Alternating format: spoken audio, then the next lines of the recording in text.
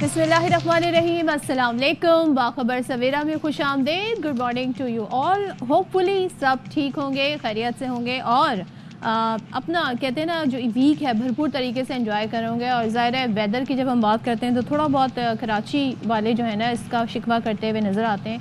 शिकवे तो हम हर चीज़ में कर रहे होते हैं, लेकिन वेदर से भी हमें थोड़ा ये गिला है कि भाई यहाँ पे ना उस तरह सर्दी आती है, गर्मी जमकर आती है। तो बस क्या बस वेदर की बात करें। खैर कराची की ही बात कर रहे हैं तो कल बड़ी ज़बरदस्त हैपनिंग हुई और जिस हैपनिंग का सबको इंतज़ार था कल हमने उसका नज़ारा भी देखा, यानी कि नेशनल स्टेडियम नौ तामीर शुदा रेनोवेट होने के बाद जो उसकी शक्ल सामने आई और जो वहाँ पर गहमा गहमी थी, दिल खुश हो गया देख देख के नेशनल स्टेडियम का ये मंजर देख के। और कहते हैं ना वहाँ पे बाकायदा लेज़र लाइट का, रोशनियों का, इन सब का इस्तेमाल हुआ और आवाम की फ्री एंट्री थी। तो आवाम को इस इफ्तिताही तकरीब में कहा गया था कि आप आएँ और इसमें भरपूर तरीके से पार्टिसिपेट करें। तो यहाँ पर हमने देखा जगमगा रहा था नेशनल स्टेडियम और इसका इफ्तिताह किया वज़ीर आला सिंध मुराद अली शाह ने। पहले ये शेड्यूल था कि सदर आसिफ अली ज़रदारी आएंगे, लेकिन मुराद अली शाह साहब पहुँचे और उसके बाद PCB चेयरमैन मोहसिन नकवी साहब और जो वहाँ पर मौजूदा और भी मुताल्लिका लोग हैं, शख्सियात हैं, वो भी थी। गवर्नर सिंध कामरान चिसोरी भी थे। और यहाँ पर ना सिर्फ हमने ये लाइट शो देखा बल्कि साथ ही वहाँ पर जो गुलकार हैं पाकिस्तान के ज़बरदस्त, जिसमें साहिर अली बग्गा हैं, साथ ही इसमें अली ज़फ़र हैं, आयमा बेग हैं और शफ़क़त अमानत अली, इन सब ने परफॉर्म किया और बड़ा मज़े का ये एक पूरी सूरत हाल बनी। तो सब कुछ अगर मैं बताऊंगी तो जो खैर आई थिंक किसी ने मिस नहीं किया होगा, लेकिन फिर भी अगर किसी ने मिस कर दिया तो हम उनको दिखाते हैं कल हुआ क्या। और यहाँ का एक और बड़ा चार्म ये भी था कि यहाँ पर हमारी कौमी क्रिकेट टीम के खिलाड़ी भी मौजूद थे और जैसे कि चैम्पियंस ट्रॉफ़ी के लिए लाहौर में जी किट की रोनुमाई की गई, तो यहाँ पर भी किट की रोनुमाई की गई है। और साथ ही हम देख रहे थे जब आतिशबाजी हो रही थी, म्यूज़िक था, एक बड़ी स्क्रीन भी थी वहाँ पर, जदीद LED स्क्रीन लगाई गई है और जिससे पूरा स्टेडियम झलमिलाता रहा। और यहाँ पर जो क्रिकेटर्स थे वो भी हमें काफ़ी ज़्यादा इस सारी सिचुएशन को एंजॉय करते हुए नज़र आए। नसीम शाह, दीगर खिलाड़ी, बाबर आजम, इनके फैंस भी यहाँ पर मौजूद थे। और बाकायदा तौर पर मोहसिन नकवी साहब ने इस हवाले से वहाँ पर मुख्तसर खिताब भी किया। ज़ाहिर है उनका बनता भी है खिताब करना। और उन्होंने एक बार फिर से जिन्होंने काम किया है, जो वर्कर्स थे, जो मजदूर थे, उन्होंने उनको बड़ा अप्रिशिएट किया और कहा कि उनकी काविशों की वजह से ही आज ये जो स्टेडियम, बल्कि उन्होंने जुमले ये कहे कि जो लोग कहते थे कि नेशनल स्टेडियम वक्त पे तैयार नहीं हो सकेगा, आज उनको शिकस्त हो गई है। सो इस पर मैं फर्दर कमेंट नहीं करूँगी, सुन लेते हैं। चेयरमैन मोहसिन नकवी के बाद रिजवान जो कि कैप्टन है पाकिस्तानी टीम के, उन्होंने भी खिताब किया उन्होंने आके गुफ्तगू की और उन्होंने कहा जी कि हम तैयार हैं, बड़ी मेहनत से स्टेडियम तैयार हुआ है और उतनी ही मेहनत से खिलाड़ी खेलेंगे भी और चैम्पियंस ट्रॉफी को यहीं रखेंगे। रखने से मुराद जीत के यहाँ रखेंगे होते हैं। और आपका मुल्क एक बड़े इंटरनेशनली इवेंट को होस्ट करता है तो बड़ी खुशी होती है। उसकी तैयारियां अगर अच्छी हो तो और ज़्यादा खुशी होती है।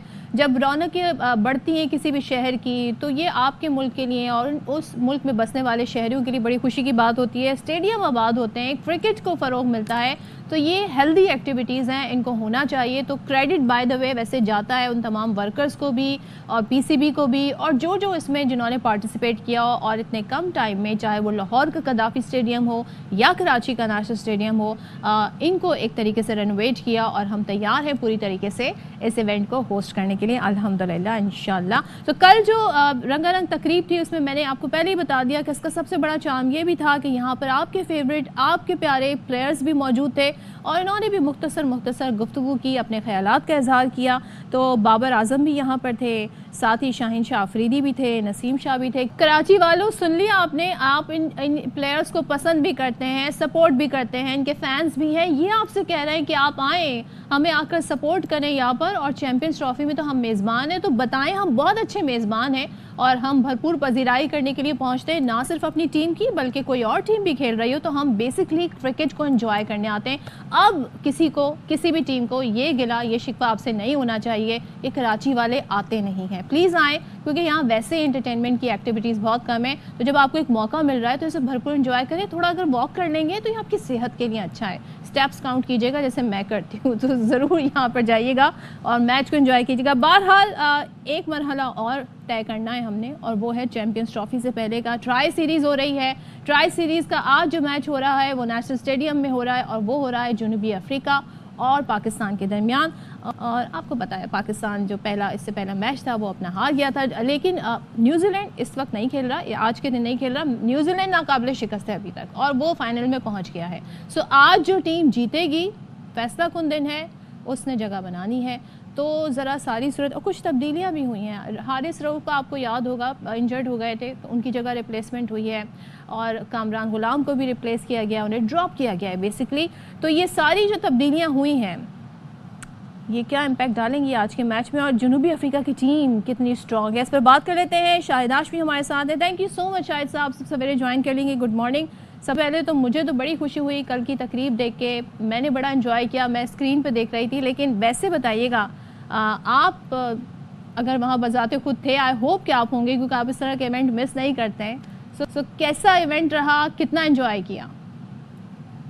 बहुत ज़्यादा एंजॉय किया, और इस तरह की तकारीब होती रहनी चाहिए हमारे स्टेडियम्स में, और हम अल्लाह करे हमारे स्टेडियम्स आबाद रहें, मैचेस भी हों उसमें, और इस तरह की रंगारंग एक्टिविटीज़ भी हों।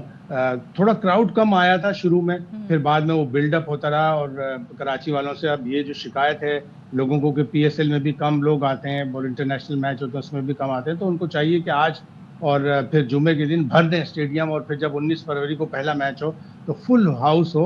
यहाँ पर हमेशा फुल हाउस होता था पहले। आखिरी मैच जो इंटरनेशनल ग्लोबल इवेंट का कराची में हुआ था वो 11 मार्च 1996 को हुआ था। तो 29-30 साल हो गए हमारे यहाँ कोई ग्लोबल इवेंट नहीं हुआ था। अब ग्लोबल इवेंट होने जा रहा है। पहला मैच 19 तारीख को पाकिस्तान और न्यूजीलैंड के दरमियान है, और उससे पहले आज जो ट्राई सीरीज का और जुम्मे को जो ट्राई सीरीज का मैच है उसमें भी आने चाहिए। तकरीब जिस तरह आपने कहा, मैं वहाँ ज़ाहिर मौजूद था, बहुत अच्छी तकरीब थी और रंगारंग तकरीब थी। उसमें फिर म्यूज़िक का भी तड़का लगा। जैसे मैंने कहा कि इस तरह के होने चाहिए इवेंट्स, ताकि हमारे लोगों को जो तफरीह है वो कम है यहाँ कराची में भी और दूसरे शहरों में। तो तकरीब अगर हो और इस तरह तफरीह हो तो लोगों को भी इंटरटेनमेंट का मौका। हाँ, और लाइफ इतनी बिजी है बट स्टिल आपको अपने लिए टाइम निकालना चाहिए। और वो वॉक करने वाला जो मसला है, अक्सर और बेशतर शायद साहब लोग ये शिकायत करते हैं बड़ा चल के जाना पड़ता है, तो अभी भी यही मसाइल होंगे? चल लें थोड़ा, मेरा तो मुतालबा यही है। नहीं, ज़्यादातर तो पार्किंग है, इसलिए कि दूसरी तरफ जो बिल्डिंग बनी है जहाँ पे टीमें होंगी, अब VVIPs की पार्किंग उधर होगी, तो इस तरफ भी अच्छी खासी पार्किंग का एक मौका मिल गया है, एक अच्छी पार्किंग का एक स्पेस मिल गया है। लोगों को चाहिए वाकई आएँ, लेकिन हमारे यहाँ प्रॉब्लम ये है कि लोग वॉक करने से डरते हैं। मैं भी रोज़ाना 2-2, 3-3 मील वॉक करता हूँ सुबह के वक्त। तो इससे जैसे आपने कहा कि सेहत का एक बहुत अच्छी चीज़ है, आपकी सेहत रहती है, आप फिट रहते हैं। तो लोगों को चाहिए कि अगर मैच से पहले थोड़ा बहुत चलना भी पड़ रहा है तो उसको as part of entertainment and healthy activity है। शाहिद साहब ज़रा मैच पे आ जाते हैं। आज का मैच ज़ाहिर है अब ये बड़ा रिवायती सा सवाल हो जाएगा अगर मैं ये कहूँ कि किस टीम को आप सपोर्ट कर रहे हैं। दिल से तो हम सब पाकिस्तान को सपोर्ट कर रहे हैं, लेकिन जब हम वहाँ पे कॉम्बिनेशन देखते हैं, प्लेयर्स देखते हैं, इस तरफ देखते हैं, तो फिर आप कंपैरिजन करते हैं। तो ज़रा सा हमें बताएं आज कितने % चांसेस हैं हमारे इस मैच को निकालने में? वैसे कहते हैं ना क्रिकेट बाय चांस है, बट स्टिल टीम कॉम्बिनेशन देखते हुए। हाँ, टीम कॉम्बिनेशन पाकिस्तान का अच्छा है, और ये एक तरह से मैं कल भी यही कह रहा था, एक तरह से अच्छा हुआ कि पाकिस्तान को ये एक ट्राई सीरीज, ये TRI नहीं बल्कि TRY ट्राई सीरीज मिल गई है ट्राई करने के लिए। तो उससे पाकिस्तान को ये फ़ायदा होगा कि चैंपियंस ट्रॉफी में अगर खुदा ना खास्ता यहाँ पे पाकिस्तान फाइनल में नहीं भी पहुँचता तो एक वेकअप कॉल होगी, एक झटका होगा, एक शॉक होगा पाकिस्तान के लिए कि हम अपने ग्राउंड में 2 मैच अल्लाह ना करे हार गए और हम फाइनल में नहीं पहुँचे। तो ये चैंपियंस ट्रॉफी के लिए भी बेहतर होगा। आज पूरी ताकत से जाना चाहिए, अच्छा खेलकर साउथ अफ्रीका को हराना चाहिए। गो कि उनकी जो टीम पहला मैच खेली थी उसमें उनके 5 बड़े अहम खिलाड़ी आ गए, जिनमें एक ऑनरिक क्लासन, वो एक बड़े ज़बरदस्त प्लेयर हैं। जब दिसंबर में साउथ अफ्रीका में सीरीज़ हुई थी वनडे और हमने तीनों मैच जीते थे, तो क्लासन आउटस्टैंडिंग थे। एक मैच में 86, एक मैच में 97, एक मैच में फिर 86। तो बहुत ही ज़बरदस्त प्लेयर हैं वो मैच को चेंज कर देते हैं। और कल उन्होंने अपने ख़तरनाक इरादे ज़ाहिर भी कर दिए। उन्होंने कहा कि we want to knock Pakistan out and play New Zealand in the final so that we can get a good boost for the Champions Trophy। और तो खतरनाक उनके भी ارادے ہیں, ہمارے بھی ارادے خطرناک ہی ہونے چاہیے. ایسے ارادے ظاہر کرنے چاہیے بیکاز اس سے سائیکولوجیکلی آپ جو ہے نا دوسرے کو وہیں پر شکست دے دیتے ہیں. شاہد صاحب ایک چیز بتائیے, کامران غلام کو ڈراپ کیا گیا ہے, سعود شکیل آ گئے. حارث کا ظاہر ہے سب کو آئیڈیا ہو رہا تھا, وہ انجرڈ ہو گئے تھے تو ان کی جگہ محمد حسنین ہے.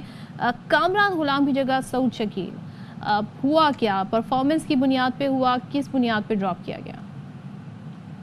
کامران بہت اچھا پلیئر ہے, اس نے ساؤتھ افریقہ میں ایک بڑی اچھی 50 کی اننگ کھیلی تھی, وہ بہت تیز کھیلی تھی, بہت فاسٹ کھیلے تھے, وہ چھکے بھی لگائے تھے. نہ جانے کیوں وہ اپنی وکٹ کے اوپر پرائز نہیں رکھ رہا ہے. ان کو چاہیے کہ اپنی وکٹ کی قیمت رکھیں کہ میں اتنی آسانی سے اپنی وکٹ نہیں دوں گا, جب تک 60 70 100 رن نہیں بنا لوں گا اپنی وکٹ نہیں دوں گا.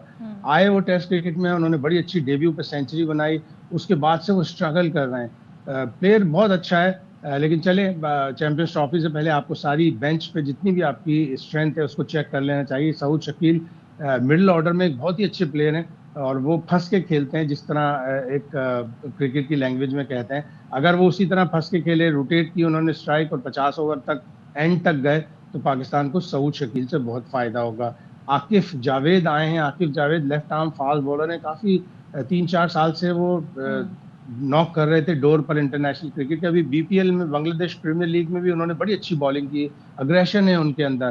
اور حسنین, اگر آج حسنین کھیلتے ہیں تو جیسے لگ رہا ہے کہ حسنین ہی کھیلیں گے, تو حسنین بھی ایک بہت اچھے بالر ہیں. جب بھی وہ وکٹ ٹو وکٹ بالنگ کراتے ہیں ان کو بڑا فائدہ ہوتا ہے, اس لیے کہ ان کے پاس اسپیڈ ہے, ان کے پاس ہائٹ ہے, اور ان کے پاس ایکشن بہت ہی اچھا ہے. لیکن ہمارا جو بنیادی مسئلہ ہے وہ اوپننگ جو پارٹنرشپ ہوتی ہے وہ تو سنبھل ہی نہیں پاتی. وہ تو ایک وکٹ گرتی ہے, دوسری گرتی ہے, بنیاد نہیں دے پاتے. تو آج بھی وہی کمبینیشن ہوگا شاہد صاحب؟ بالکل. ابھی جب انہوں نے سوچ لیا ہے ٹرائی کرنے کے لیے کہ چیمپئنز ٹرافی میں بابر اعظم ہی فخر کے ساتھ اوپن کریں گے, تو لگ رہا ہے یہی ہوگا. لیکن اسد شفیق جو سلیکٹر ہیں, انہوں نے یہ کہا تھا کہ ہم بابر اعظم یا سعود شکیل میں سے کسی ایک سے اوپن کروا سکتے ہیں. تو ابھی ایک ہی میچ ہوا ہے, بابر اعظم نے ایک ہی میچ میں اوپن کیا ہے. جیسے کہ ہم لوگ بار بار کہتے ہیں کہ Babar Azam top class player ہیں, ایک اننگز دور ہیں وہ کسی بھی بڑی فارم میں آنے سے. اور بڑے کھلاڑی کے لیے یہی کہا جاتا ہے کہ فارم جو ہوتا ہے وہ ٹیمپرری ہوتا ہے, اس کی کلاس جو ہوتی ہے وہ پرماننٹ ہوتی ہے. ابھی ہم نے ٹائم سے انتظار کر رہے ہیں ہم اس ایک اننگ کا شاہد صاحب, کب وہ اس فارم میں آئیں گے. بالکل بالکل, سب لوگ انتظار کر رہے ہیں. اکراس دا بارڈر آپ نے دیکھا, روہت شرما بھی رنز نہیں کر رہے تھے, انہوں نے پھر دوسرے ون ڈے انٹرنیشنل میں ایک بڑی دھواں دھار اننگ کھیلی, زبردست چھکے بھی لگایا اور 100 کیا. تو بڑے کھلاڑی کو ایک تھوڑا سا مل جائے چانس, ایک تھوڑا سا اچھا دن ہو اس کا, تو وہ کریک کرتا ہے بہت زبردست اننگز. بابر اعظم بھی انشاءاللہ جلد ہی اپنے زبردست فارم میں آئیں. اچھا ایک چیز اور ذرا, میں آج کے میچ سے جڑی پھر اور سوال بھی پوچھوں گی شاہد صاحب. یہ بتائیے گا کہ ایک اسٹیٹمنٹ سامنے آیا راشد لطیف صاحب کا, وہ بڑی تنقید کر رہے ہیں بولرز میں ہمارے, اسپیشلی شاہین شاہ افریدی کے حوالے سے, کہ بھائی انہیں ریپلیس ہو جانا چاہیے. آپ سمجھتے ہیں اتنا ڈراسٹک چینج ہونا چاہیے, اور شاہین جو ہے وہ میچ وننگ پرفارمنس نہیں دے رہے؟ بڑا زبردست سوشل میڈیا ہے, بہت ظالم ہے. راشد لطیف نے ایسی کوئی بات نہیں کہی. کل میں نے ان سے پوچھا تھا تو انہوں نے کہا میں اس طرح کی بات نہیں کرتا. بڑا بیلنسڈ آدمی ہے, ایگریشن ہے اس کے اندر اور بہت صاف گو ہے, لیکن اس نے کہا میں نے ایسی کوئی بات نہیں کی. نسیم شاہ, شاہین شاہ افریدی ہمارے ٹاپ کلاس بالر ہیں, ایک میچ سے کوئی فرق نہیں پڑ جاتا. کبھی کبھی سامنے والے کی بہت ہی زبردست اننگز ہوتی ہے, جیسے اس دن گلین فلپس کی تھی کہ انہوں نے پہلی 43 گیندوں پہ صرف 29 رنز بنائے اور اگلی 32 گیندوں پہ 77 رنز بنا دیے. اور وہ جو شاہین شاہ کا آخری اوور تھا اور پاکستان کی اننگز کے آخری, پاکستان کی بولنگ کی اننگز کے آخری جو 6 اوور تھے اس میں 98 رنز بن گئے. کبھی کبھی ایسا ہوتا ہے. تھوڑا سا نسیم شاہ مجھے رسٹی لگے, حالانکہ پاکستان کو وہ ہمیشہ 1-2 وکٹیں شروع میں دلوا دیتے ہیں, ہمیں وہی والا نسیم شاہ چاہیے. اور شاہین نے 3 وکٹیں ضرور لیں, لیکن آخری اوورز میں ان کی بڑے رنز بنے, تو وہ بھی ایک فیکٹر ہے, ان کو دیکھنا پڑے گا. راشد نے اس کی تردید کی ہے کہ میں نے ایسی کوئی بات نہیں. چلیں, یہ تو بات آپ نے اچھا کیا کہ ہمیں بتا دی. اسٹیڈیم کے حوالے سے شاہد صاحب ایک بار پھر سے بات کروں گی. ہم نے محنت کی ہے, ہوسٹ کر رہے ہیں, اور اس ہوسٹنگ کرنے کے لیے ہمیں کتنی جد و جہد کرنی پڑی. جہاں ہمارا رائٹ تھا, بھارت نے ہمیں بھرپور طریقے سے اس حوالے سے ٹف ٹائم دینے کی کوشش کی. ایک ٹائم ایسا تھا لگ رہا تھا کہ ایونٹ یہاں ہوگا بھی کہ نہیں ہوگا, لیکن ہم نے جو اسٹیڈیم تیار کیے ہیں, چاہے وہ لاہور کا ہو چاہے وہ کراچی کا ہو, تو جو انٹرنیشنلی ایک اسٹینڈرڈ ہے, ریکوائرڈ ہے, اس کو ہم نے اس اسٹینڈرڈ کو میٹ کیا ہے. اور ظاہر ہے آپ نے وہاں پہ ریالٹی دیکھی, کیسا آپ کو وائبس آئیں؟ نہیں، لاہور کا جو گدافی اسٹیڈیم ہے تو وہ تو آؤٹ اسٹینڈنگ ہے. نیوزی لینڈ کے پلیئرز نے، ساؤتھ افریقہ کے پلیئرز نے اس کی بہت تعریف کی. نیشنل اسٹیڈیم بھی بہت زبردست ہے. اگر تھوڑا سا پہلے ٹائم مل جاتا محسن نقوی کو تو اور بھی زیادہ بہتری آتی. ریس اگینسٹ ٹائم تھا، پروپیگینڈا ہو رہا تھا کراس دا بارڈر. بہت سارے لوگ سوشل میڈیا پہ تنقید کر رہے تھے جس طرح محسن نقوی نے اپنی تقریر میں کہا. لیکن ان کا جو ریزالو تھا، ان کی جو ڈٹرمنیشن تھی، ان کی جو ٹیم تھی، ان کے جو سارے مزدور تھے، انہوں نے دن اور رات لگا کر کام کیا. میں نے پہلے بھی ایک بات کہی تھی کہ یہاں پروجیکٹ کے جو ڈائریکٹر تھے کراچی میں، بلال چوہان، وہ بتا رہے تھے کہ وہ 3 مہینے سے اپنے گھر نہیں گئے اور ان کے گھر والے یقیناً ان کی شکل بھول گئے ہوں گے. تو اسی طرح کی ڈیڈیکیشن چاہیے ہوتی ہے. اور انٹرنیشنلی ایک وقت بالکل ایسا تھا، میں آپ کو ڈیٹ بتاؤں، 14 جنوری 2025. اس وقت تقریباً ڈیسائیڈ ہو گیا تھا کہ چیمپئنز ٹرافی یو اے ای میں ہو. یعنی کمپلیٹلی طور پہ وہیں ہوگی، اور زیادہ دور ہم کی بات نہیں کر رہے ہیں، ہم ریسنٹ پاسٹ کی بات کر رہے ہیں. آئی سی سی بھی بڑا تنگ تھا، آئی سی سی بھی پریشان تھا کہ پتہ نہیں پاکستان ریڈی ہو سکے گا یا نہیں. اور پھر جو پریشر اکراس دا بارڈر سے ڈل رہا تھا وہ بھی سارا ایک بہت ہی زبردست پریشر تھا.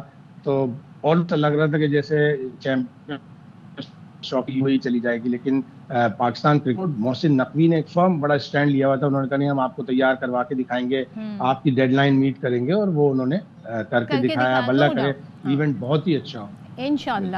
نو ڈاؤٹ اس بات کا کریڈٹ جاتا ہے محسن نقوی اور ان کی ٹیم کو کہ بھائی آج ہم یہ زبردست طریقے سے ہوسٹ کرنے کو تیار ہیں. انشاءاللہ چیمپئنز ٹرافی بھی، آج کا میچ بھی دیکھیے گا.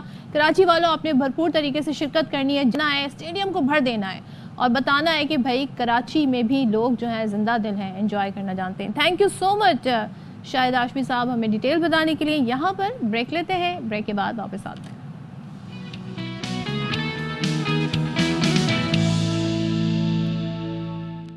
Welcome back once again. اور اس سے پہلے ہم بات کر رہے تھے کھیلوں کے حوالے سے. کھیلوں کے میدان سے نکلتے ہیں، سیاست کے میدان میں آ جاتے ہیں. اور یہاں پر پاکستان میں ایک چیز جو ہے، جو آپ کو کہتے ہیں نا، کبھی بھی آپ کو کوئی بھی دن آپ کو مایوس نہیں کرے گا. اگر آپ کو ہیپننگ دیکھنی ہے، خبریں دیکھنی ہے، بریکنگ نیوز دیکھنی ہے، وہ ہے جی سیاست کا محاذ. تو سیاستدان ہمارے بڑے پریس کانفرنس بھی کرتے ہیں، آپس میں ملتے بھی ہیں، ایک دوسرے کو جملے بھی کہتے ہیں. تو ذرا انہی کی بات کر لیتے ہیں. اپوزیشن جماعتوں کی جانب سے اب یہ کیا جا رہا ہے، یعنی اپوزیشن سے مراد پاکستان تحریک انصاف اور ان کی اہم خیال کچھ جماعتیں، رابطے ہو رہے ہیں. اور گزشتہ روز بھی ہم نے دیکھا محمود خان اچکزئی کی جانب سے اپوزیشن جماعتوں کو اشائیہ دیا گیا. اب یہ بڑا ایک انڈیکیشن دے رہا ہے کہ یہ کچھ کیا کھچڑی بن رہی ہے، آگے جا کے یہ جو ملاقاتیں ہیں یہ کیا شکل اختیار کر سکتی ہیں. سو مولانا فضل الرحمان، عمر ایوب، شاہد خاقان عباسی، شبلی فراز، اثر جنید اکبر شریک ہوئے.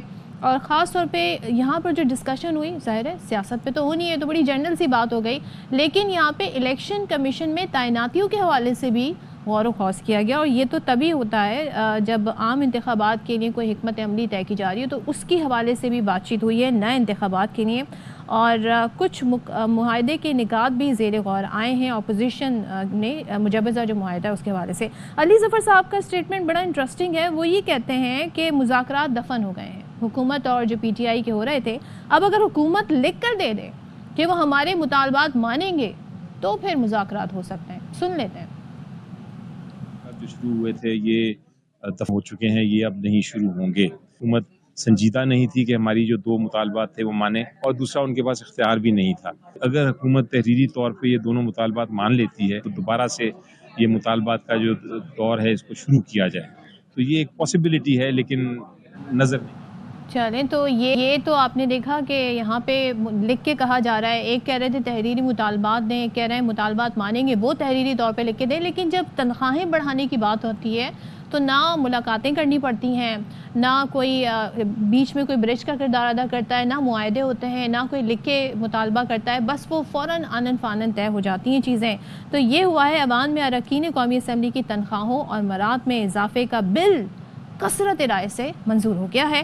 وزیر قانون اعظم نذیر تارڑ کہتے ہیں کسی پر کوئی چیز مسلط نہیں کرنی. جو رکن اضافی تنخواہ نہیں لینا چاہتے، میں ان لوگوں کے نام جاننا چاہتی ہوں، وہ کون سے رکن ہیں جو اضافی تنخواہ نہیں لینا چاہتے. بہرحال وزیر قانون کہتے ہیں کہ جو رکن اضافی تنخواہ نہیں لینا چاہتے وہ لکھ کر دے دیں، ان کو اضافی تنخواہ نہیں ملے گی.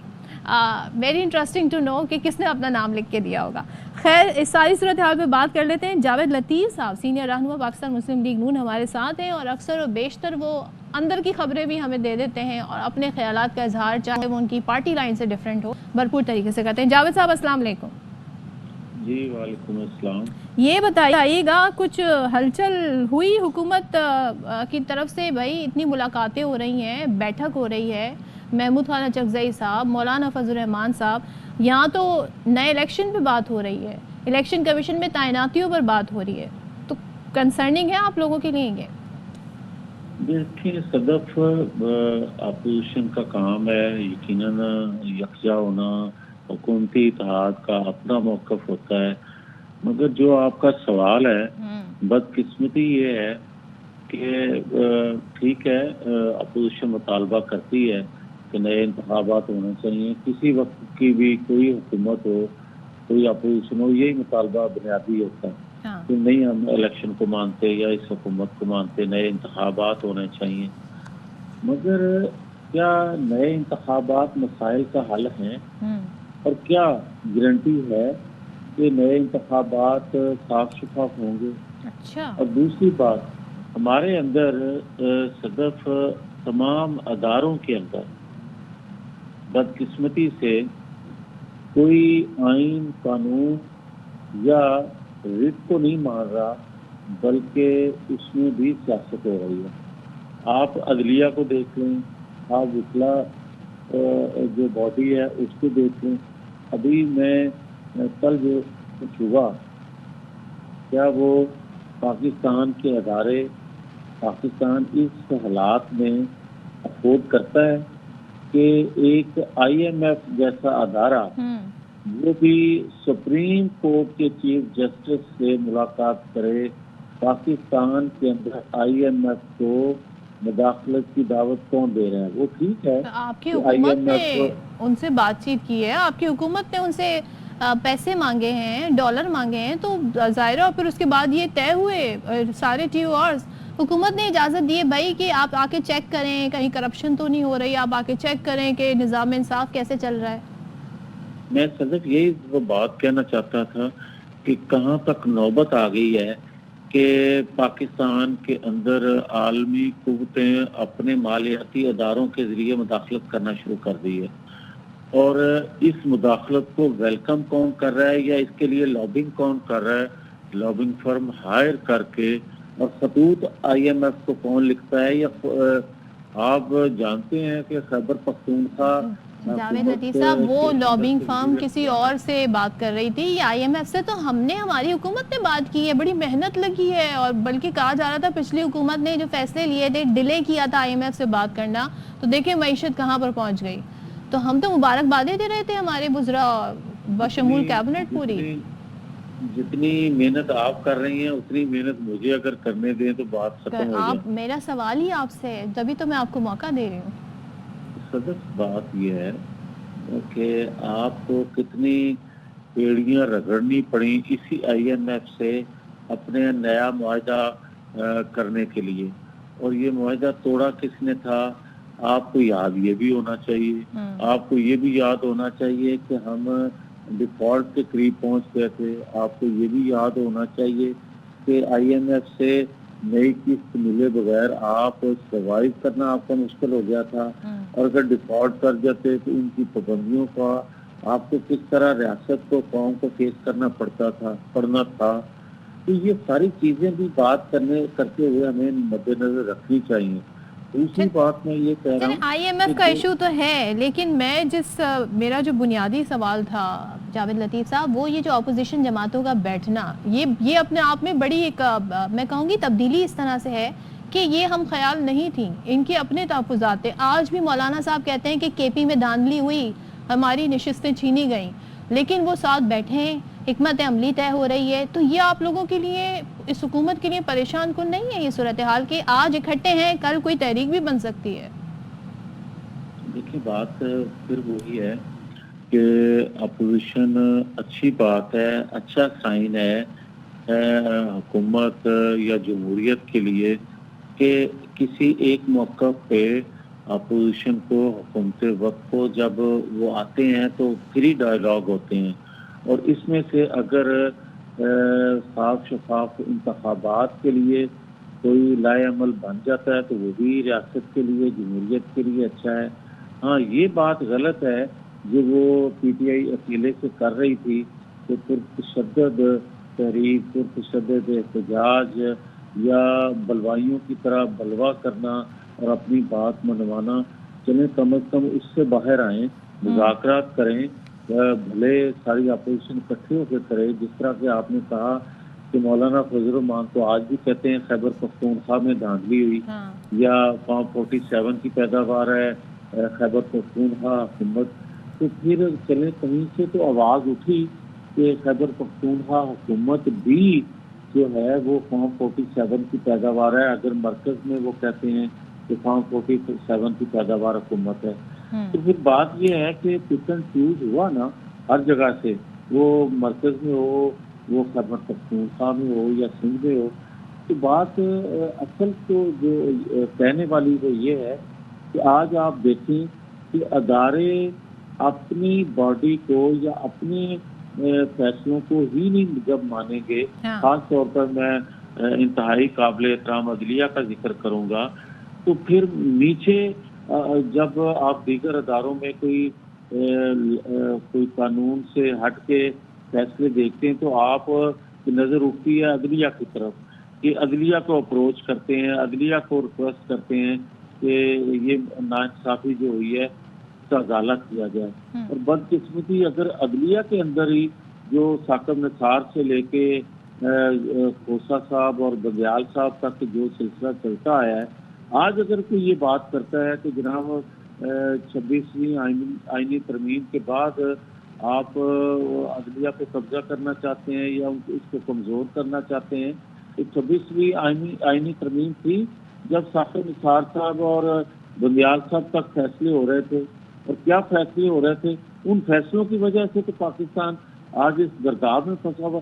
ये हम देखने के लिए तैयार नहीं है। सिर्फ ये कहना कि अपोजिशन जो कुछ कट हो रहा है उससे हुकूमत को खतरा है या नहीं, खतरा तो पूरे पाकिस्तान को है, पाकिस्तान की आवाम को है, कि पाकिस्तानी आवाम जो है। जावेद साहब, आपने एक सवाल के जवाब में, मेरे एक सवाल के जवाब में खुद ही कहा था अभी थोड़ी देर पहले कि क्या गारंटी है कि साफ और शफाफ इलेक्शन होंगे। तो आपकी हुकूमत जिस इलेक्शन के नतीजे में आई है तो उसी तरह के इलेक्शन होंगे, या आप समझते हैं कि आपकी हुकूमत जो है उसने भी जिस तरह से इक़्तिदार में आई है वहाँ भी बड़े इश्यूज़ रहे हैं और आप उसका खुलकर खुद भी इज़हार करते रहें, तो क्या आपको अपनी हुकूमत के मैंडेट पर डाउट है? मतलब मुझे ये बताएं कि आपको 2018 के इंतखाबात साफ शफाफ नजर आए? आपने ये सवाल उस वक्त भी करना चाहिए ना। मैंने हमेशा ये सवाल 2024 एक सेकंड, जब 2024 की आप बात करते हैं तो यकीनन 2018 की तरह 2024 के इंतखाबात पे भी उसी तरह उंगलियां उठती हैं। मगर मुझे ये बताएं कि दोनों इंतखाबात से बेहतर, इंतहाई बेहतर, बहुत बेहतर जिससे लोगों का एतमाद था 2013 के इंतखाबात में। बहुत पहले नहीं कहता, मगर 2013 के इंतखाबात, फिर किसने धरना दिलवाया था, फिर किसने जो हल्के खोलने की बात की थी और क्यों की थी, फिर उस पर जुडिशल कमीशन बना था, तो फिर जुडिशल कमीशन के फैसलों को किसने नहीं माना था। बात तो ये करने वाली है कि आप जो बेहतर इंतखाबात हैं उस पर भी उंगली उठाते हैं, और जो इंतखाबात आरटीएस बंद करके या फॉर्म 47, लेकिन बहुत कुछ बेहतर भी किया जा सकता है क्योंकि आपकी हुकूमत आई, पीडीएम की गवर्नमेंट आई, अभी भी मौजूदा हुकूमत है। अगर आपकी ये राय है और आपकी पार्टी भी ज़ाहिर है ये राय रखती है तो चीज़ों को बेहतर किया जा सकता है। Thank you so much. Javed लतीफ़ साहब हमारे साथ थे, अपने ख़यालात का इज़हार कर रहे थे।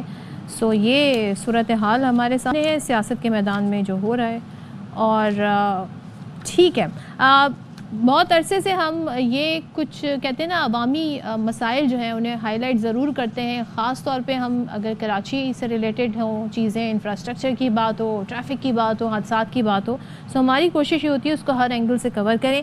यहाँ पे हम आपको ज़रा बताएं कि ट्रैफिक हादसात की रोकथाम और मोटरसाइकिल का जो सफ़र है بہت ساری بائکس ہیں، ظاہر ہے جب پبلک ٹرانسپورٹ نہ ہو تو لوگ پھر اپنی طرف سے اپنی ٹرانسپورٹ لے کے نکلتے ہیں۔ تو اس سفر کو محفوظ بنانے کے لیے لاہور کے بعد اب راولپنڈی میں بھی بائک لائن پائلٹ پروجیکٹ کا آغاز کر دیا گیا ہے، وچ از ویری گڈ۔ اور اس پروجیکٹ پر کتنی لاگت آئی، یہ پروجیکٹ جو ہے راولپنڈی سے کس علاقے سے شروع ہوا ہے، یہ تمام تر جو ڈیٹیل ہے اور اس کا ظاہر ہے کتنے کلومیٹر پر یہ محیط ہے، یہ سب ہمیں بتائیں گے ہمارے نمائندے بابر ملک، ان سے جانتے ہیں۔ تو بابر بتائیے گا یہ پائلٹ پروجیکٹ ہے اور کیا کیا ڈیٹیلز ہیں اس کی؟ جی ہاں، وزیر اعلیٰ پنجاب مریم نواز شریف کی ہدایت پر جہاں پہ لاہور میں بائک لائن بنائی گئی اور کچھ مزید علاقوں میں بنائی جا رہی ہیں، وہیں دارالحکومت اسلام آباد کا جڑواں شہر راولپنڈی میں بھی بائک لائن بنائی جا رہی ہے۔ 7 کلومیٹر کی یہ بائک لائن کرال چوک سے RDA کی حدود جہاں سے شروع ہوتی ہے وہاں سے لے کر نور خان ایئر بیس تک جائے گی۔ تقریباً 7 کلومیٹر کی یہ بائک لائن ہے، اس کی چوڑائی جو ہے وہ 10 سے 12 فٹ رکھی گئی ہے۔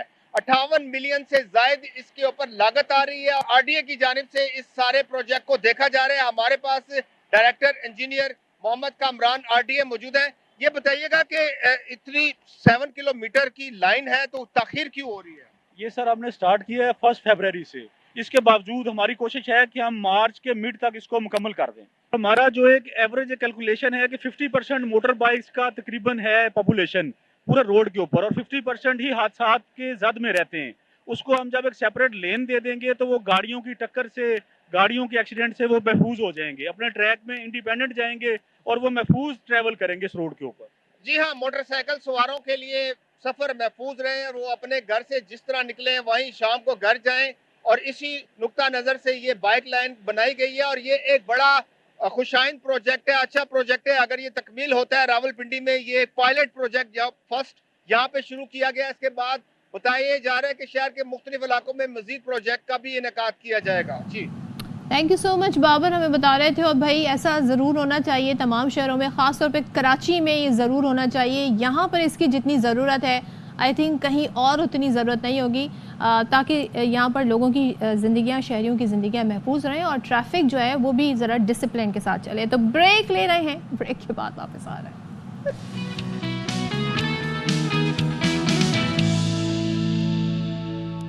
Welcome back once again. اور دنیا جی بہت آگے بڑھ رہی ہے، ایلون مسک سے سب واقف ہیں، وہ چاہتے ہیں مارس پہ اب لوگوں کو آباد کریں، جبکہ کہا جاتا ہے وہاں پہ ابھی تک ظاہر ہے انہیبیٹیبل ہے، وہاں پہ نہیں لوگوں کو بسایا جا سکتا، لیکن وہ اس بات پر قائم ہے کہ وہ ایسا کر کے دکھائیں گے۔ لیکن کی بات کر رہے ہیں، وہ اسی دنیا میں رہتے ہیں اور ہم یہاں پر جس دنیا میں رہ رہے ہیں وہاں پہ کچے کا جو علاقہ ہے وہاں تک ہماری ایکسیس نہیں ہے۔ تو کچے کے جو ڈاکو ہیں ان کے جو کہتے ہیں نا وارداتیں ہیں، ان کا سلسلہ جاری ہے، ان کے خلاف آپریشن بھی ہوتا ہے ٹائم اینڈ اگین، مگر اس آپریشن کے کوئی خاطر خواہ نتائج نہیں نکلتے ہیں۔ ڈاکو کبھی ہنی ٹریپ کے نام پر، کبھی دن دہاڑے سڑکوں پر آ کر، مین ہائی وے پر آ کر لوگوں کو کڈنیپ کر لیتے ہیں۔ سو شکارپور کا علاقہ ہے کوٹ شاہو، یہاں سے ڈاکو نے 9 افراد کو، 2 نہیں 9 افراد کو اغوا کیا ہے، اور ویڈیو یہ سوشل میڈیا پر وائرل ہو گئی، یہ ویڈیو آپ دیکھ سکتے ہیں۔ پولیس کا کہنا ہے مغوی گزشتہ روز علاقے میں لکڑی کاٹنے گئے تھے، انہیں بڈانی گینگ نے اغوا کیا، اور یہ جو ہیں اب ان کی ویڈیو سامنے آ گئی۔ تو ہم ذرا اس ساری صورتحال پر بات کر لیتے ہیں۔ لالا اسد پٹھان ہمارے ساتھ بیورو چیف سندھ موجود ہیں۔ لالا تھینک یو سو مچ۔ بہت ہم اس ایشو پر بات کرتے ہیں، اگین میں پوچھوں گی کہ جو آپریشن ہوا اس کے کیا نتائج ہوئے، وہ آپریشن ابھی اس پہ بعد میں بات کریں گے۔ یہ جو 9 مغوی ہیں ان کی ویڈیو ریلیز ہو گئی ہے، یہ ان کے بارے میں کیا ڈیٹیل ہے؟ جو یہ بتایا جا رہا ہے کہ لکڑی کاٹنے گئے تھے اور پھر یہ وہاں پر ان کو ڈاکوؤں نے اغوا کر لیا، ایسے ہی ہے واقعہ؟ شکریہ صدب۔ یہ بیسکلی لوکل لکڑہارے ہیں جو ڈیلی کی بنیاد پر اجرت کے لیے وہاں پر جاتے ہیں جنگل میں، وہاں سے لکڑیاں کر کے وہ لکڑیاں باہر لے کر آتے ہیں، اور شہری علاقوں میں یا شہر سے منسلک جو کچی آبادیاں ہیں ان علاقوں میں جو ہے وہ یہ لکڑیاں فروخت کرتے ہیں اور اپنے بچوں کا پیٹ پالتے ہیں۔ یہ جو ویڈیو جاری کی گئی ہے یہ کیونکہ آج کل ڈاکو بھی جو ہے وہ باقاعدہ سوشل میڈیا کا بھرپور طریقے سے استعمال کرتے ہیں، اور وہ سمجھ گئے ہیں کہ سوشل میڈیا کو کس طرح استعمال کرنا چاہیے اپنے مفادات کے لیے۔ SSP شکارپور نے رینجرز کے ساتھ مل کر بہت زبردست ٹارگیٹڈ آپریشن وہاں پر کیا ہے، اور ان تمام جو وہاں پر جو گینگز ہیں، جن میں بالخصوص جو ہے وہ جتوئی اور تیغانی برادری، یہ جو علاقہ کوٹ شاہو کا آپ بتا رہی ہیں، یہ کوٹ شاہو کا علاقہ جو ہے، اس میں 2 برادری بہت زیادہ افیکٹو وہاں پر جو ہے وہ کرمنلس ایکٹیویٹیز میں انوالو ہیں. ایک ہے تیغانی برادری اور دوسری ہے جتوئی برادری. یہ بڈانی جتوئی برادری کا ایک قبیلہ ہے. تو یہ لوگ جو ہیں وہاں پر فریکوینٹ جو ہے وہ آتے ہیں باہر نیشنل ہائی وے پر، وہاں سے پنجاب اور KP اور بلوچستان جانے والے یا سندھ کے مختلف علاقوں میں سفر کرنے والے لوگوں کو جو ہے وہاں سے اغوا کرتے ہیں اور پھر جنگل میں لے جاتے ہیں. اور اس کے علاوہ جو ہنی ٹریپ اور باقی جو آپ نے بتایا، یہ بھی اپنی جگہ پہ کام جاری ہے. یہ جو ویڈیو بنائی گئی ہے، یہ باقاعدہ انہوں نے مینیپولیٹ کیا ہے. جو وہاں سے باہر سے لوگ آ رہے ہیں وہ ان کو جانتے ہیں، ان کا روز کا ان کے پاس آنا جانا ہے. وہ باہر سے یہی لوگ ان کے لیے راشن اور دیگر چیزیں اندر پہنچاتے ہیں. یہ اس طرح نہیں ہے کہ یہ کوئی انوسنٹ پرسنٹ ہے، نہیں جی ہاں، یہ لکڑ ہارے ان کے لیے اخبارات لے جاتے ہیں، ان کے لیے راشن کا سامان لے جاتے ہیں، اور بغیر ان کی مرضی کے یہ ان کے علاقے میں جا کے لکڑیاں کس طرح کر سکتے ہیں، اور یہ ڈیلی کی بنیاد پہ وہاں پر لکڑیاں. لیکن مجھے ایک چیز بتائیں لالا کہ یہ وکٹم ہے یا یہ سٹیجڈ ہے یہ سارا ڈرامہ؟ یہ فیک ہے، یہ پورے کا پورا فیک ہے، کیونکہ وہاں پر ابھی جو SSP شکارپور نے ایک ٹارگیٹڈ آپریشن شروع کیا ہے. جس طرح میں نے پہلے بتایا کہ ویسے تو ٹارگیٹڈ آپریشن کہیں نہ کہیں کوئی نہ کوئی SSP کر رہا ہوتا ہے، مگر وہ افیکٹو اس کا وہ آپریشن نظر نہیں آتا. مختلف اضلاع میں چل رہے ہیں آپریشن، مگر SSP شکارپور نے یہ جو شاہزیب چاچڑ ہے، اس نے بہت زبردست کام کیا ہے رینجرز کے ساتھ مل کر. ٹارگیٹڈ آپریشن کیا ہے. ہونا تو یہی چاہیے تھا کہ کلیکٹیو وزڈم کے ساتھ پوری کی پوری سندھ پولیس جو ہے وہ کچے کے علاقے میں آپریٹ کرتی، مگر نہیں کر پا رہی ہے. کافی عرصے سے صدر پاکستان یہاں پر آئے، میٹنگز کی، تمام اداروں کو بٹھایا، میٹنگز کی، مگر کلیکٹیو وزڈم کے ساتھ سندھ پولیس اب تک اس پورے کے پورے کچے کے علاقے میں کہیں بھی مشترکہ آپریشن کرنے میں ناکام رہی ہے. ایک چیز مجھے بتائیں، یہ سب کر کے یہ فیک اگر آپ کہہ رہے ہیں کہ یہ فیک ہے سب، یہ کر کے ڈاکو حاصل کیا کرنا چاہتے ہیں؟ اور اگر لکڑہاروں کو اتنی ایکسس ہے کہ وہ اخبار، کھانا سب کچھ پہنچا رہا ہے انہیں، تو پولیس کیوں نہیں اس طرح کا گیٹ اپ کر کے، اس طرح لکڑہارا ہی بن کے ان تک ایکسس کر سکتی؟ دیکھیں لکڑہارا تو نہتا ہوتا ہے نا، تو اس کے پاس تو زیادہ سے زیادہ کلاڑی ہاتھ میں ہوگی، تو وہ بھی تو سارے چیزیں چیک کر رہے ہوتے ہیں نا. تو پولیس کو جانا پڑے گا تو وہ تو ہتھیاروں کے ساتھ جائے گی، اور جو جدید ہتھیار ان کے پاس ہے تو لہٰذا اسی طرح کے جدید ہتھیار اپنے ساتھ لے جانے کے لیے ان کے وہ اس طرح تو بظاہر تو نہیں جا سکتے. تو جب بھی پولیس کا ایکسیس اندر ہوتا ہے تو ان کو پہلے ہی پتہ چل جاتا ہے، کیونکہ وہ بیٹھے اندر آئی لینڈ میں، تو چاروں طرف ان کے دریا ہے. جب دریا میں کشتیوں کے ذریعے پولیس وہاں پر اندر ایکسیس لیتی ہے تو وہ اس سے پہلے ہی ان کو اطلاع پڑ جاتی ہے. یہ لکڑہارے بھی ان کو بتاتے ہیں، باہر جو کشتیوں پہ کام کرنے والے جو میرانی برادری کے لوگ ہیں وہ ان کو بتاتے ہیں. اور اس کے علاوہ بھی ان کے بہت سارے سورسز ہیں، اور پولیس کے اندر ان کے سورسز ہیں. بہت ساری پولیس کی کالی بھیڑیں ہیں جو ان کے ساتھ ملی ہوئی ہیں، جو اب بھی ان کے ساتھ ملی ہوئی ہیں. اور اندر جب بھی کوئی ایسا نوٹیبل اغوا ہوتا ہے جس کی فوری طور پر سندھ سرکار کو یا وفاقی سرکار کو ضرورت پڑتی ہے، یا میڈیا کا ایک پریشر بنتا ہے کہ اس کی بازیابی عمل میں لائی جائے، تو فوری وہی کالی بھیڑیں اندر کام آتی ہیں جو ان کے ساتھ نیگوسیشن کر کے ان کو واپس باہر لاتی ہیں. تو یہ سلسلہ تو اندر چل رہا ہے. مگر اصل جو یہ اغوا کا جو یہ ڈرامہ انہوں نے رچایا ہے اور خاص کر کے سوشل میڈیا پہ دیا ہے، وہ صرف شاہزیب چاچڑ کے خلاف ایک پوری موومنٹ انہوں نے شروع کی ہے. شاہزیب نے بہت اچھا کام کیا، ورکر کے طور پر وہ بندہ کام کر رہا ہے. ورنہ کوئی SSP اس طرح نہیں ہے کہ جو جنگل میں جو ہے وہ پورے کا پورا ایک ہفتہ 15 دن اندر جنگل میں مچھروں میں پڑا رہا ہے. اس بندے نے ڈیزرو کر کے دکھایا ہے کہ واقعی یہ ایک پولیس کا کمانڈر ہے جو اندر لوگوں کے لیے لڑ رہا ہے اور اندر کام کر رہا ہے. لیٹس ہوپ کہ کچھ بہتری آئے. ہم صرف امید ہی کر سکتے ہیں، دعا کر سکتے ہیں. تھینک یو سو مچ لالا سٹھان ہمارے ساتھ تھے. اب دیکھتے ہیں جی اس پہ حکومت مزید کیا ایکشن لیتی ہے. آگے بڑھتے ہیں، اور جس ایشو پر میں بات کرنا چاہ رہی ہوں، ظاہر ہے ہماری کوشش، ہماری ٹیم کی کوشش ہوتی ہے کہ صحت عامہ سے جڑے مسائل ضرور ڈسکس ہوں ہمارے شو میں. تو آج مرگی سے یہ جو مرض ہے اس سے آگاہی کا دن منایا جا رہا ہے، اور اسے ورلڈ ایپیلیپسی ڈے کہا بھی جاتا ہے. اس دن کو پرپل ڈے بھی کہا جاتا ہے. اب پرپل ڈے کیوں کہا جاتا ہے یہ آگے ہم جاننے کی کوشش کریں گے. اس دن لوگ جامنی لباس پہنتے ہیں، اور اس سے کسی بھی دن کو منانے کا مقصد ہے کہ اس کے بارے میں اویئرنیس کریٹ کرنا. مرگی سے جڑی بہت ساری متس بھی ہیں، تو اس پہ بھی ہم آج بات کریں گے.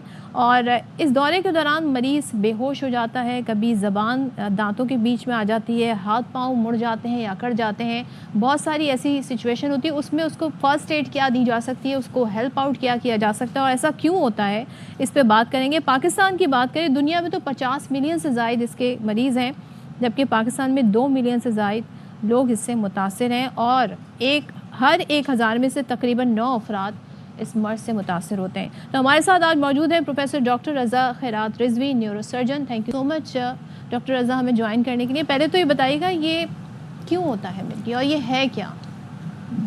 بیسیکلی جسے ہم دورہ کہتے ہیں یا فٹ کہتے ہیں, ہاں, اور یہ برین کے اندر اب نارمل کرنٹ جنریٹ ہوتا ہے بائی دا نیورونس, جو برین کے خلیے ہوتے ہیں, سیلز ہوتے ہیں, اس کی وجہ سے یہ پوری باڈی پہ افیکٹ کر سکتا ہے. اور اگر یہ ملٹیپل ٹائم ہو یا ایک جگہ سے زیادہ ہو تو اس بیماری کو پھر ایپیلیپسی کہا جاتا ہے. ٹھیک ہے. ایپیلیپسی 2 طرح کی ہوتی ہے, ایک پرائمری ایپیلیپسی ہوتی ہے اور ایک سیکنڈری ایپیلیپسی ہوتی ہے. پرائمری ایپیلیپسی کے بارے میں یہ ایزیوم کیا جاتا ہے کہ وہ پیدائشی طور پر ہوتی ہے اور چھوٹی عمر میں بچوں کو ہو جاتی ہے, اور وہ مینلی اگر برین کے اندر پیدائش کے وقت آکسیجن کی کمی ہو جائے, اس کی وجہ سے ایک ہائپوکسک انسلٹ آف برین ہوتی ہے, جس کی وجہ سے وہ ایک پیدائشی طور پہ شروع ہو جاتی ہے, اور وہ پھر لائف لانگ وقت کے ساتھ ساتھ چلتی ہے. جتنی جلدی اس کو ریکگنائز کر کے اس کا علاج شروع کیا جائے گا, اس سے بہتری کے امکانات اور مزید خرابی کے امکانات کم ہو جاتے ہیں. اچھا, آپ نے کہا کہ ایک ہوتی ہے پرائمری پیدائشی, دوسری ڈیولپ ہو سکتی ہے کسی میں؟ دوسری ڈیولپ ہو سکتی ہے, اس کی وجوہات ہیں. اس کی وجوہات لائک کوئی سر میں چوٹ لگ گئی, کوئی برین میں کوئی ٹیومر ہے, اچھا, یا کسی فالج کا اٹیک ہو گیا. یہ تمام تر چیزیں ہیں جس کی وجہ سے سیکنڈری ایپیلیپسی ہو سکتی ہے, اور جو کہ وہ آگے کی عمر میں ہوتی ہے, مطلب ناٹ ارلی ایج, بچپنے میں یا پیدائش کے نہیں, وہ بعد میں جیسے جیسے کوئی کسی کے سر میں چوٹ لگ گئی کسی اسٹیج پہ بھی, اس کی وجہ سے کوئی وہاں پہ ڈیمیج ہوا اور اس کو پھر وجہ سے وہ اسکار ایپیلیپسی بن جاتی ہے. بر وقت اگر اس کا علاج نہ ہوا, یہ بھی کہہ سکتے ہیں؟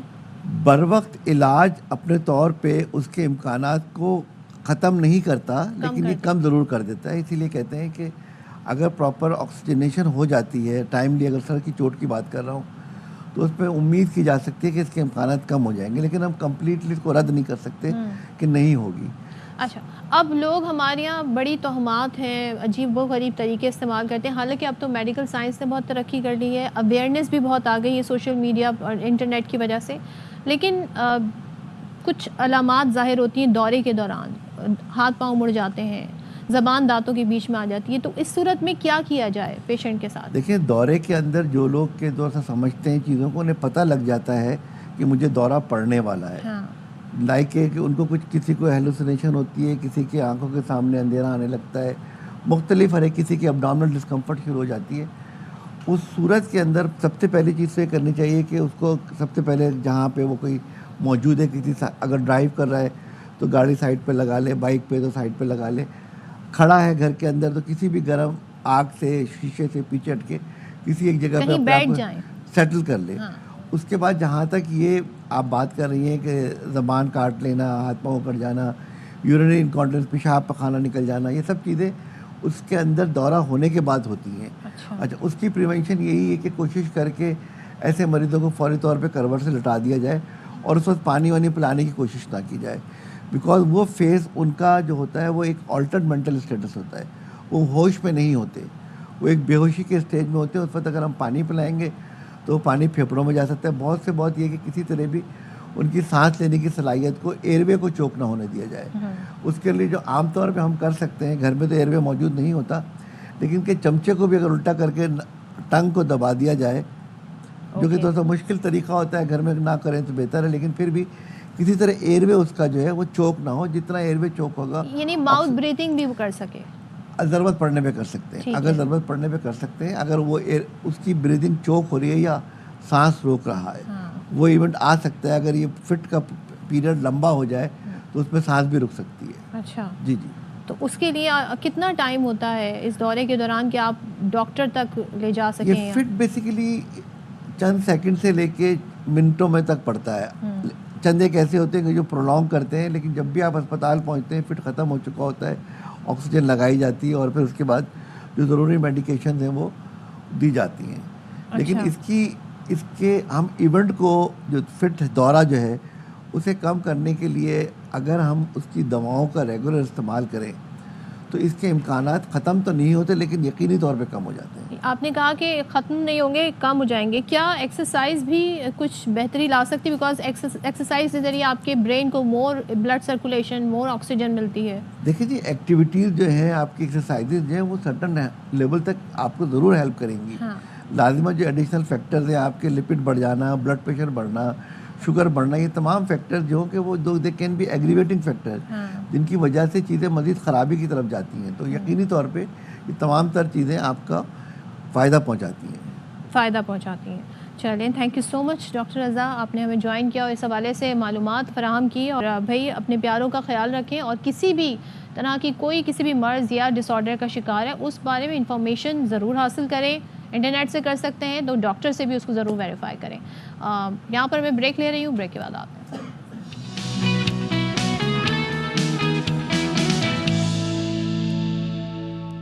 Welcome back once again. السلام علیکم، گڈ مارننگ آپ کو ایک بار پھر سے. اور ہمارا شو ہوتا ہے 9 سے 11، 9 سے 10 ہو گئے، 10 سے 11 آپ کا ہمارا ساتھ رہے گا. اور یاد دہانی کے لیے ہمیشہ سے کہ اگر کوئی سیگمنٹ آپ مس کر دیتے ہیں تو آپ ریپیٹ میں شام 4 بجے دیکھ سکتے ہیں. یوٹیوب پر آپ ہمیں فالو کر سکتے ہیں، باخبر سویرا فیس بک پیج، اور ٹویٹر پر بھی یعنی ایکس ایپ پر بھی ہم موجود ہیں. سو بہت سارے طریقے ہیں ہم تک ایکسیس کے بھی. آپ کا فیڈ بیک آتا ہے جو کہ بہت ویلیویبل ہے اور جس سے ہمیں بہتری کرنے کا موقع ملتا ہے، اپنا شو بہتر سے بہتر ڈیزائن کرنے کا موقع ملتا ہے. سو اس سے پہلے بہت سارے ایشوز پہ بات ہو رہی تھی، اور جب ہم جاوید لطیف صاحب جو کہ نون لیگ کے رہنما ہیں ان سے بات کر رہے تھے تو بار بار آئی ایم ایف کا حوالہ دے رہے تھے کہ آئی ایم ایف مشن آیا ہوا ہے. آئی ایم ایف کا مشن جو اس بار آیا ہے وہ مختلف چیزوں کا جائزہ لینے آیا ہے. اور ان میں سے ایک چیز جو کل بڑی خبروں میں ہائی لائٹ ہوئی وہ یہ کہ گزشتہ روز چیف جسٹس پاکستان جسٹس یحییٰ آفریدی سے آئی ایم ایف وفد نے ملاقات کی، اور اس ملاقات کا پھر اعلامیہ بھی ہمارے سامنے آیا. اب یہ اعلامیہ ہمیں یہ بتا رہا ہے کہ چیف جسٹس نے وفد سے کہا کہ پاکستان میں آزاد عدلیہ ہے، عدلیہ ایسے مشنز کے ساتھ براہ راست بات چیت کی عادی نہیں ہے. محکمہ خزانہ کی درخواست پر وفد سے ملے ہیں. تو خود یہ نون لیگ کے رہنما اور جو دیگر لوگ ہیں وہ ظاہر ہے اس پہ بہتر کامنٹ کر سکتے ہیں. گورنمنٹ کی طرف سے ہی یہ سب ہوا ہے. یہ ہمارا کام نہیں کہ آپ کو ساری تفصیل بتائیں، یہ اس اعلامیے میں ہے. چیف جسٹس نے عدالتی کارکردگی بڑھانے کے لیے کوششوں کا جائزہ جو لیا گیا ہے اس حوالے سے بات چیت بھی کی اور وہ بھی پیش کیا. جوڈیشل کمیشن کے حوالے سے آئینی اہم پیش رفت اور اصلاحات پر روشنی ڈالی. اب صحافیوں سے بھی جو گفتگو ہوئی اس میں یہ کہا گیا کہ آئی ایم ایف وفد معاہدوں کی پاسداری اور پراپرٹی حقوق پر جو ہے معلومات حاصل کرنا چاہتا تھا. وفد نے پروٹیکشن آف پراپرٹی رائٹس کے بارے میں اپنی تجاویز بھی دیں. پورا آپ کے سامنے اعلامیہ آ رہا ہے. اس دوران اپوزیشن لیڈر عمر ایوب صاحب وہ یہ کہتے ہیں جی کہ دھاندلی اور مینڈیٹ چوری سمیت 26ویں ترمیم کے بعد پیدا ہونے والے تمام مسائل آئی ایم ایف کے سامنے رکھیں گے. اب اپوزیشن کبھی بھی ایسا موقع ہاتھ سے جانے نہیں دیتی، تو اس بار بھی وہ یہی کوشش کرتے ہوئے نظر آ رہے ہیں. ادھر آئی ایم ایف مشن نے افسران کے جو ایسٹ ہیں انہیں ڈکلیریشن کے لیے مزید مہلت کی جو حکومتی درخواست تھی وہ مسترد کر دی ہے.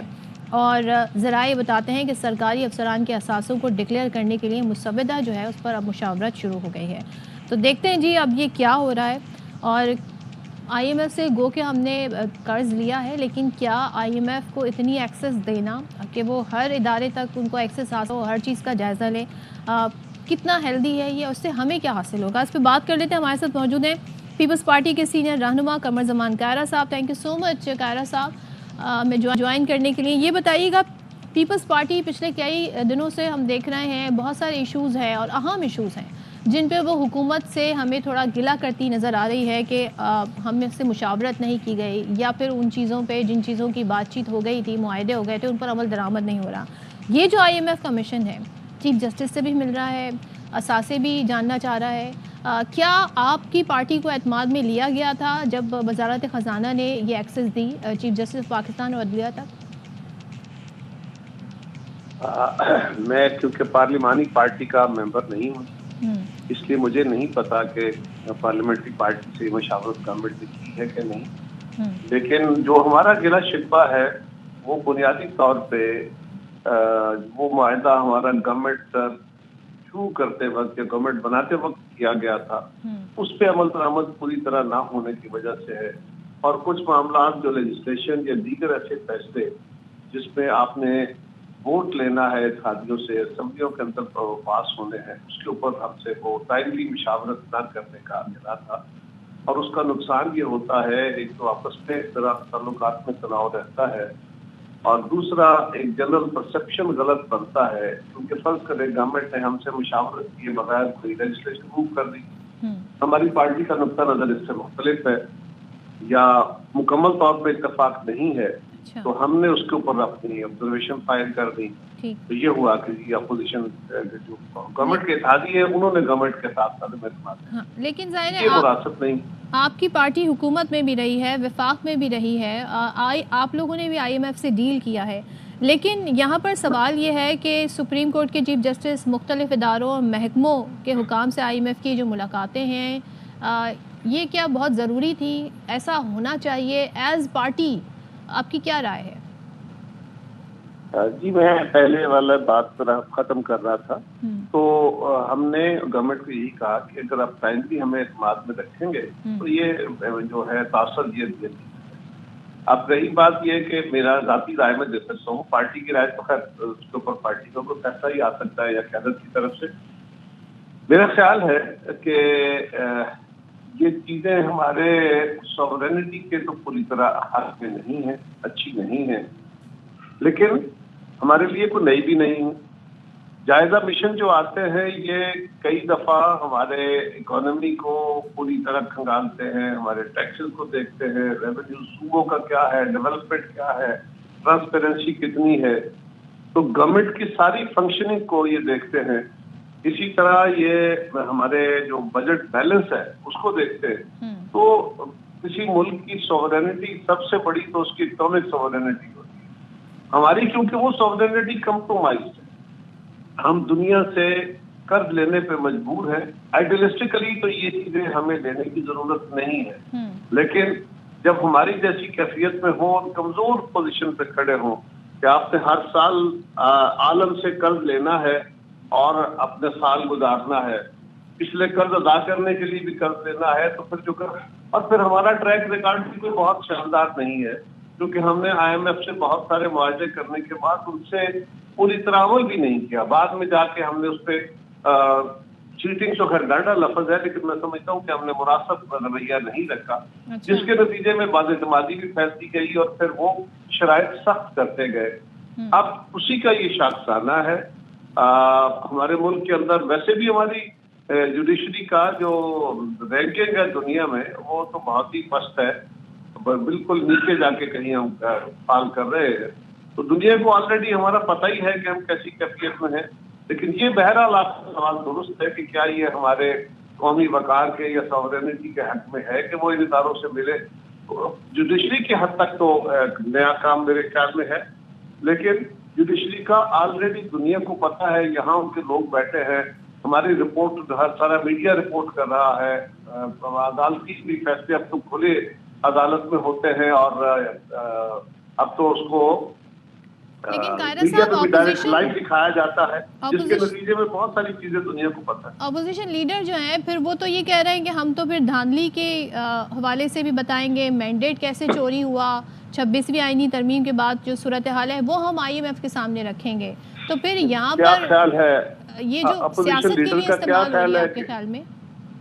नहीं, मैं अर्ज कर रहा हूँ, अपोजिशन लीडर का क्या ख्याल है कि दुनिया के किसी बंदे को ऐसा है कोई इदारा जिसको ये ना पता हो कि आपके एतराज़ात क्या है और हुकूमत के जवाब क्या है, आपके वकला के आर्गूमेंट्स क्या है और आपके खिलाफ आने वाले फैसले क्या हैं या आपके हक में आने वाले। तो ये सारा कुछ यहाँ पे जो फॉरेन मिशन बैठे हैं, हर चीज अखबार में रिपोर्ट हो रही है, मीडिया में रिपोर्ट हो रही है, आपके जलसों में डिबेट हो रही है, तो क्या उनको नई चीज बताएंगे जो पहले नहीं पता लोगों को। तो वैसे रज़ा रब्बानी साहब तो कह रहे हैं जी जो आपका मुआहिदा हुआ है IMF से वो सामने रखें, आपकी इस पर राय क्या है? मियाँ साहब की राय मोतबर है, लेकिन IMF के साथ जो मुआहिदे होते हैं गवर्नमेंट है उनको सीक्रेट मुआहिदे तो नहीं होते मेरा ख्याल है। अगर उनका ख्याल है कोई सीक्रेट मुआहदा किया गया है तो ये तो मुनासिब नहीं है। लेकिन बहरहाल ऐसे मुआहदे आप बिल्कुल सरेआम भी रख के नहीं बैठ जाते, इसका फिर नतीजा ये निकलता है क्योंकि हर मुल्क के साथ होने वाले मुआहदे उनके हालात के मुताबिक होते हैं। ये याद रखिए कि IMF हमारे पास नहीं आता कि हमसे कर्ज ले, ये कोई साहूकार नहीं है, ये कोई ऐसे साम्राज्य नहीं है कि आके हम पे कब्जा कर लेता है। हम चाहते हैं कि हमारी इकोनॉमी कमजोर है, हमें मदद कीजिए, और ये हमें सब्सिडाइज्ड लोन देते हैं लॉन्ग टर्म। उसके लिए बहरहाल वो आपसे तकाजे ये करते हैं कि आप अपनी गवर्नेंस को इम्प्रूव करें, उनके अपने मुल्कों के जो तजर्बात हैं या तरक्की पजीर दुनिया के जो तजर्बात हैं उनको सामने रखते हुए, और क्योंकि वो सख्तियां करते हैं, हमें आदत नहीं है, हमें अपने सिस्टम को, अपनी आदतों को, अपने एक्सपेंडिचर को कंट्रोल करने की, तो फिर हमें उससे चुभन होती है कि ये हमसे क्यों मांग रहे हैं। और जो कर्ज देता है वो वापस लेने के लिए भी डिमांड करता है, और अगर उससे बार बार इनहराफ किया जाए तो उसका ये हक होता है कि वो आपके ऊपर शर्तें आयद कर दे कि भाई ये शर्तें पूरी करोगे तो कर। ठीक है, थैंक यू सो मच कमर ज़मान कारा साहब। और ज़ाहिर है जब हम खुद अपनी अकाउंटेबिलिटी करेंगे और ज़ीरो टॉलरेंस रखेंगे करप्शन और इन चीज़ों के खिलाफ, तो फिर दूसरे को इस तरह की मुदाखलत की इजाज़त नहीं होगी। इसी पे बात कर लेते हैं, हमारे साथ माहिर माशियात मोहम्मद सुहेल साहब मौजूद हैं। सुहेल साहब, मैं ये जानना चाह रही हूँ, ये कैसे तय हुआ था? क्या गवर्नमेंट की रजामंदी थी कि इसी तरीके से जायज़ा मिशन आएगा और उसको एक्सेस होगी? ठीक है, वो असासों से मुतालिक जो भी उमूर रिलेटेड हैं टू फाइनेंस और मईशत, उनसे बात करें, लेकिन इदारों की कारकर्दगी, अदलिया तक एक्सेस, ये भी पार्ट ऑफ द एग्रीमेंट है? बिस्मिल्लाहिर्रहमानिर्रहीम, थैंक यू वेरी मच। देखें, IMF से पाकिस्तान के ताल्लुकात बहुत ही ज़्यादा रहे हैं पिछले 20-30 साल में, क्योंकि पाकिस्तान की फाइनेंशियल पोजीशन हमेशा अच्छी होती है फिर कमज़ोर हो जाती है। और मेरा पर्सनल तजुर्बा है पिछले 20-25 साल में IMF के डिफरेंट एग्रीमेंट्स देखते हुए कि वो हर दफ़ा एक ही फार्मूला नहीं करते, उसमें बड़ी तब्दीलियाँ आती हैं। 90s में कुछ और कंडीशन होती थी, फिर कुछ और होती हैं। तो इस दफ़ा उन्होंने एक कंडीशन ये भी रखी है कि हम गवर्नेंस का असेसमेंट करेंगे। अच्छा। तो उन्होंने ये तय नहीं किया था कि वो कैसे असेसमेंट करेंगे, वो अब पता चला है कि उनको विजिट भी करना था, मगर असेसमेंट जो है वो उन्होंने अपने एग्रीमेंट में लिखा था। और अभी आप जो बात कर रही थी कि एग्रीमेंट जो उसका होता है वो तो IMF की वेबसाइट पे अवेलेबल होता है, तो उसमें असेसमेंट ज़रूर लिखा हुआ था। उसका प्रोसीजर ये नहीं क्लियर था, जो अब क्लियर हुआ है कि वो आके मुलाकात करेंगे। और इसी तरह का एक और असेसमेंट भी होना है जो फरवरी के एंड में या मार्च के शुरू में होना है, वो इकोनॉमिक असेसमेंट होना है। तो मेरे ख्याल में इसमें कोई बहुत हैरानी या ताजुब की बात नहीं है कि जब आपको बैंक भी लोन देती है तो वो आपके जो डायरेक्टर्स हैं या शेयर होल्डर्स हैं उनकी गवर्नेंस को, उनके रहन सहन को, उनकी आदतों को, उनके खर्चों को देखती हैं। तो मेरे ख्याल में IMF भी यही कर रहा है कि वो देखता है कि मुल्क बार बार हमारे पास कर्जा लेने आता है, तो क्या ऐसा तो नहीं है कि गवर्नेंस बहुत कमज़ोर है और लोन की अदायगी ख़तरे में है। तो मुझे लगता है कि ये कोई ताजुब खेज बात नहीं है। और ये असेसमेंट जो थी मेरे ख्याल में ये एग्रीमेंट का हिस्सा थी जो पब्लिक इंफॉर्मेशन है। अच्छा, तो हमें ज़ाहिर है आप कह रहे हैं कि इसमें कोई ताज्जुब की बात नहीं है, लेकिन ज़ाहिर है जब असेसमेंट हो रही है फिर वो भी अपनी रिपोर्ट पेश करेंगे, तो आप समझते हैं कि उस रिपोर्ट के नतीजे में हमें अपनी डायरेक्शन भी चेंज करनी पड़ेगी, पॉलिसीज़ भी चेंज करनी पड़ेगी, और गवर्नमेंट इसके लिए तैयार है?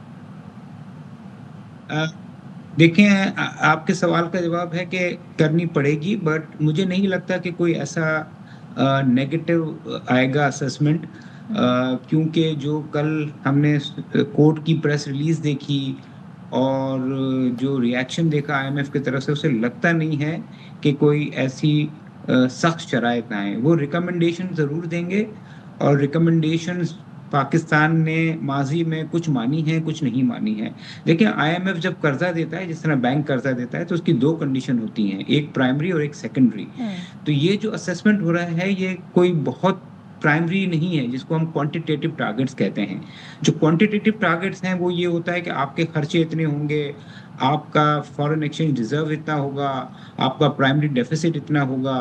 वो अहम कंडीशंस होती हैं जिसके लिए वफ्द अगले 2-3 हफ्ते में आ रहा है। तो मेरे ख्याल में वो रिकमेंडेशन ज़रूर देंगे, اور اگر حکومت کو کچھ ریکمنڈیشن مانے کچھ نہ مانے، اس سے مجھے نہیں لگتا کہ بہت زیادہ کوئی پاکستان کا لون پروگرام ایک ریکمنڈیشن وہ دے دیں. میں امید کرتی ہوں کہ بھائی جو سیلریڈ کلاس ہے اس پہ مزید ٹیکس نہ لگائیں آنے والے بجٹ میں. دیکھیں اب وہ آپ اکانومک اس پہ آ گئی ہیں جس کا وفد ابھی آیا نہیں. یہ جو وفد آیا تھا وہ گورننس اور کرپشن پہ تھا، کیونکہ دنیا کو پتا ہے، پاکستان ہے، ایجپٹ ہے، بنگلہ دیش ہے، سب نے آئی ایم ایف سے لون لیا ہوا ہے. مجھے لگتا ہے ہر جگہ یہ اسیسمنٹ ہوگا. جو آپ کا کہنا ہے وہ ٹیکسیشن ریلیٹڈ جو میٹرز ہیں وہ بھی بڑے اہم ہیں. اس کا وفد ہے وہ اطلاعات کے مطابق مارچ کے شروع میں آنے والا ہے. چلیں ٹھیک ہے، اب دیکھتے ہیں جی یہ جائزہ مشن جو ہے یہ کیا کیا فائنڈنگز اس کی سامنے آتی ہیں اور ہمیں کیا پھر یہ تجویز یا ریکمنڈیشن دیتا ہے. تھینک یو سو مچ. محمد سہیل ہمارے ساتھ تھے اور وہ کہہ رہے ہیں جی یہ ہوتا ہے جب آپ اس طریقے سے قرض لیتے ہیں تو کچھ شرائط ہوتی ہیں ماننی پڑتی ہیں، اور جائزہ مشن جو ہے وہ اسی پرپز سے آتے ہیں. اور اس وقت جس ایشو کی طرف میں بڑھ رہی ہوں اس کے کراچی کے حوالے سے ہی ہے. آگے بتاتے ہیں ہم آپ کو. خوردنی تیل کی کلیئرنس میں تاخیر ہوئی ہے اور درآمد کنندگان لاکھوں ڈالر ڈیمریج دینے پر مجبور ہو گئے. ظاہر ہے اس کراچی سے ظاہر ہے پورے ملک میں اس کی سپلائی ہوتی ہے تو پھر متاثر پورا ملک ہوگا. تو صدر PFCCI عاطف اکرم کہتے ہیں کسٹم فیس کے جو مسائل ہیں اس کے باعث خوردنی تیل کی 10 دن تک کلیئرنس نہیں ہو رہی ہے. اب یہ کلیئرنس نہیں ہوگی تو مسئلے مزید آگے بڑھیں گے. اس کے باعث گھی اور تیل مہنگا ہو چکا ہے. صورتحال تبدیل نہیں ہوئی تو ظاہر ہے اگلا مہینہ رمضان المبارک کا مہینہ ہے اور اس میں زیادہ کھپت ہوتی ہے خوردنی تیل کی. تو یہ کیا ہو سکتا ہے، یہ ایشو کیسے ریزالو ہوگا؟ سننے میں آ رہا ہے وزیر خزانہ کی ملاقات بھی ہونے جا رہی ہے ساری صورتحال میں. تو ہمارے ساتھ انجم وہاب موجود ہیں. انجم بتائے گا یہ ایشو کریٹ کیسے ہوا اور اب اس میں کیا مزید ڈیولپمنٹ ہوئی ہے؟ ایشو کریٹ ہونے کی ایک بنیادی وجہ یہ سامنے ہے کہ کسٹم نے ایک فیس لیس سسٹم شروع کیا تھا جس میں جی ڈیز جو ہے وہ بغیر کسی فزیکل انٹریکشن کے کوئی کسٹم ایجنٹ یا امپورٹر ہے وہ اپریزمنٹ آفیسر سے رابطہ نہیں کر سکتا. تو 15 دسمبر سے شروع کیا گیا تھا. تو اس میں تمام جو کارگو تھا اس میں ڈال دیا گیا تھا اور اس میں کوئی بھی تفریق نہیں رکھی گئی تھی. پہلے یہ بلک کارگو جیسے ویٹ ہو گیا، سیمنٹ ہو گیا، آئل ہو گیا یا اسٹیل ہو گیا، یہ بغیر کسی رکاوٹ کے جو ہے کلیئر ہو جایا کرتا تھا. اب اس کو اس میں ڈال دیا گیا جو کیو میں لگ جاتا ہے جس کی وجہ سے جی ڈی ان کے کلیئر ہونے میں ٹائم لگ رہا ہے. بناسپتی ایسوسیشن کے صدر اور چیئرمین جو ہیں عمر ریان شیخ کو Pakistan federation chamber of federation کے صدر عاطف اکرام وہ بھی گھی تیل کا کاروبار کرتے ہیں. ان کا کہنا تھا کہ پہلے ہمارا مال پہلے کلیئر ہو جاتا تھا لیکن اب اس میں ٹائم لگ رہا ہے اور ٹائم لگنے کی وجہ سے ڈیمیجز ادا کرنے پڑے. $52 فی ٹن ان کو ادا کرنے پڑتے ہیں. اگر کسی کا 30,000 ٹن کا کنسائنمنٹ ہے یا 50,000 ٹن کا کنسائنمنٹ ہے تو لاکھوں ڈالر کا قیمتی زر مبادلہ شپنگ ایجنٹ اور شپنگ کمپنیاں لے جاتی ہیں اور وہ جو لامحالہ جب یہ جرمانہ ادا کریں گے تو یہ اینڈ کنزیومر کو جائے گا. اس کی وجہ سے 10 سے 20 روپے گھی اور تیل میں پہلے ہی اضافہ ہو چکا ہے. گھی اور تیل کی شارٹیج تو نہیں ہے لیکن جب ان کو ڈیمیجز پڑیں گے تو ڈیمیجز کا جو اثر ہے وہ خریدار پر پڑے گا. تو یہ سارا کسٹم فیسلیس کی سسٹم کی وجہ سے سسٹم عاطف اکرام کا کہنا سسٹم صحیح تھا لیکن ہمیں اس سسٹم سے نکال دیا جائے اور ترجیحی بنیادوں پر ہماری جی ڈیز یا ہمارے مال کو کلیئر کیا جائے تاکہ پام آئل جو باہر سے درآمد کیا جاتا ہے وہ ہمیں وقت پر پہنچ سکے. اندرون ملک بھی پہنچنا ہوتا ہے. کراچی کے علاوہ ملک بھر میں ان کی فیکٹری ہیں وہاں پر پام آئل وقت پر پہنچے گا تو رمضان مبارک میں جو ڈبوں میں تیل بند ہونا ہے، گھی بند ہونا ہے تو اس میں اس کی شارٹیج جو خطرہ نظر آ رہا ہے وہ نہیں ہوگی. فی الحال صورتحال یہ ہے کہ 10 سے 20 روپے اضافہ ہو چکے ہیں اور اگر اسی طرح ان کی جی ڈی لیٹ ہوتی رہی تو رمضان مبارک تک اگر ان کو درآمد شدہ تیل وقت پر نہ ملا تو لازمی سی بات ہے جو ڈیمیجز ان کو ادا کرنے پڑیں گے. لاکھوں ڈالر کا جو زر مبادلہ بھی ضائع ہو رہا ہے اور اس کا خمیازہ عوام کو بھگتنا پڑے گا. تو انہوں نے وزیر خزانہ سے FBI سے اور چیف کلیکٹر کسٹم سے بھی اپیل کی ہے کہ ان کو اس کیو سے نکالا جائے، ان کا مال ترجیحی بنیادوں پر کلیئر کیا جائے تاکہ ان کے پاس مال بغیر ڈیمیج کے پہنچی اور وہ قیمتوں میں اضافہ نہ کریں. لیکن یہ عموماً ہوتا ہے کہ رمضان مبارک. ٹھیک ہے، تھینک یو سو مچ انجم ہمیں صورتحال بتا رہے ہیں. اور بھائی اگر یہ اسی طریقے سے کیوں رہے گی اور اسی طریقے سے کلیئرنس نہیں ہوگی تو پھر जो जुर्माने भरे जाएंगे उसकी वसूली आवाम से होगी, किस सूरत में, इन आइटम्स को महंगा करके, क्योंकि जब चीज़ें कामयाब हो जाती हैं तो फिर उनके प्राइस में इजाफा हो जाता है। बात कर लेते हैं, हमारे साथ इस वक्त शेख उमर रेहान मौजूद हैं, chairman Pakistan मुनासबती manufacturers association. Thank you so much join करने के लिए। अभी रिपोर्टर से हमने ज़ाहिर इस हवाले से मालूमात हासिल की, हमारे नुमाइंदे अंजुम बता रहे थे, तो ये क्लियरेंस में इतना टाइम क्यों लग रहा है और डैमेजेस कितने पे करने पड़ रहे हैं, ज़रा हमें इन मुश्किलात से डिटेल में आगाह कीजिएगा। जी बिस्मिल्लाहिर्रहमानिर्रहीम।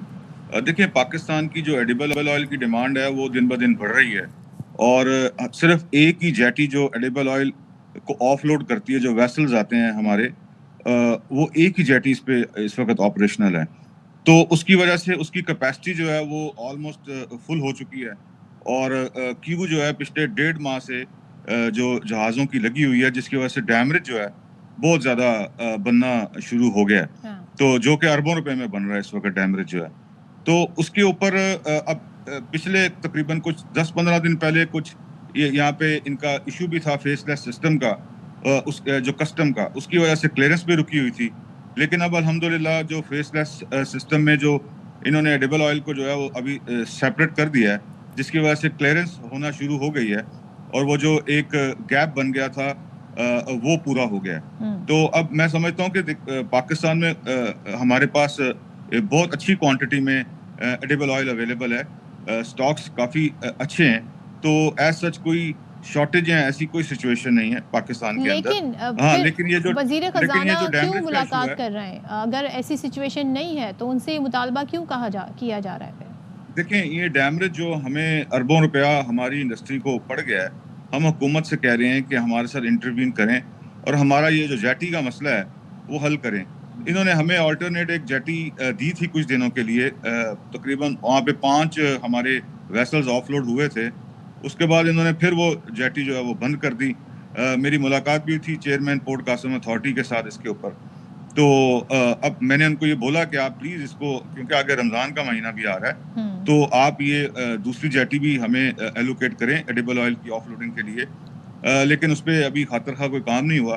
तो ये कुछ इश्यूज हैं जिसकी वजह से देखें, ऑल्टरनेटली तो जो इसका लोड है, जब कॉस्ट बढ़ती है तो वो प्रोडक्ट के ऊपर ही आता है।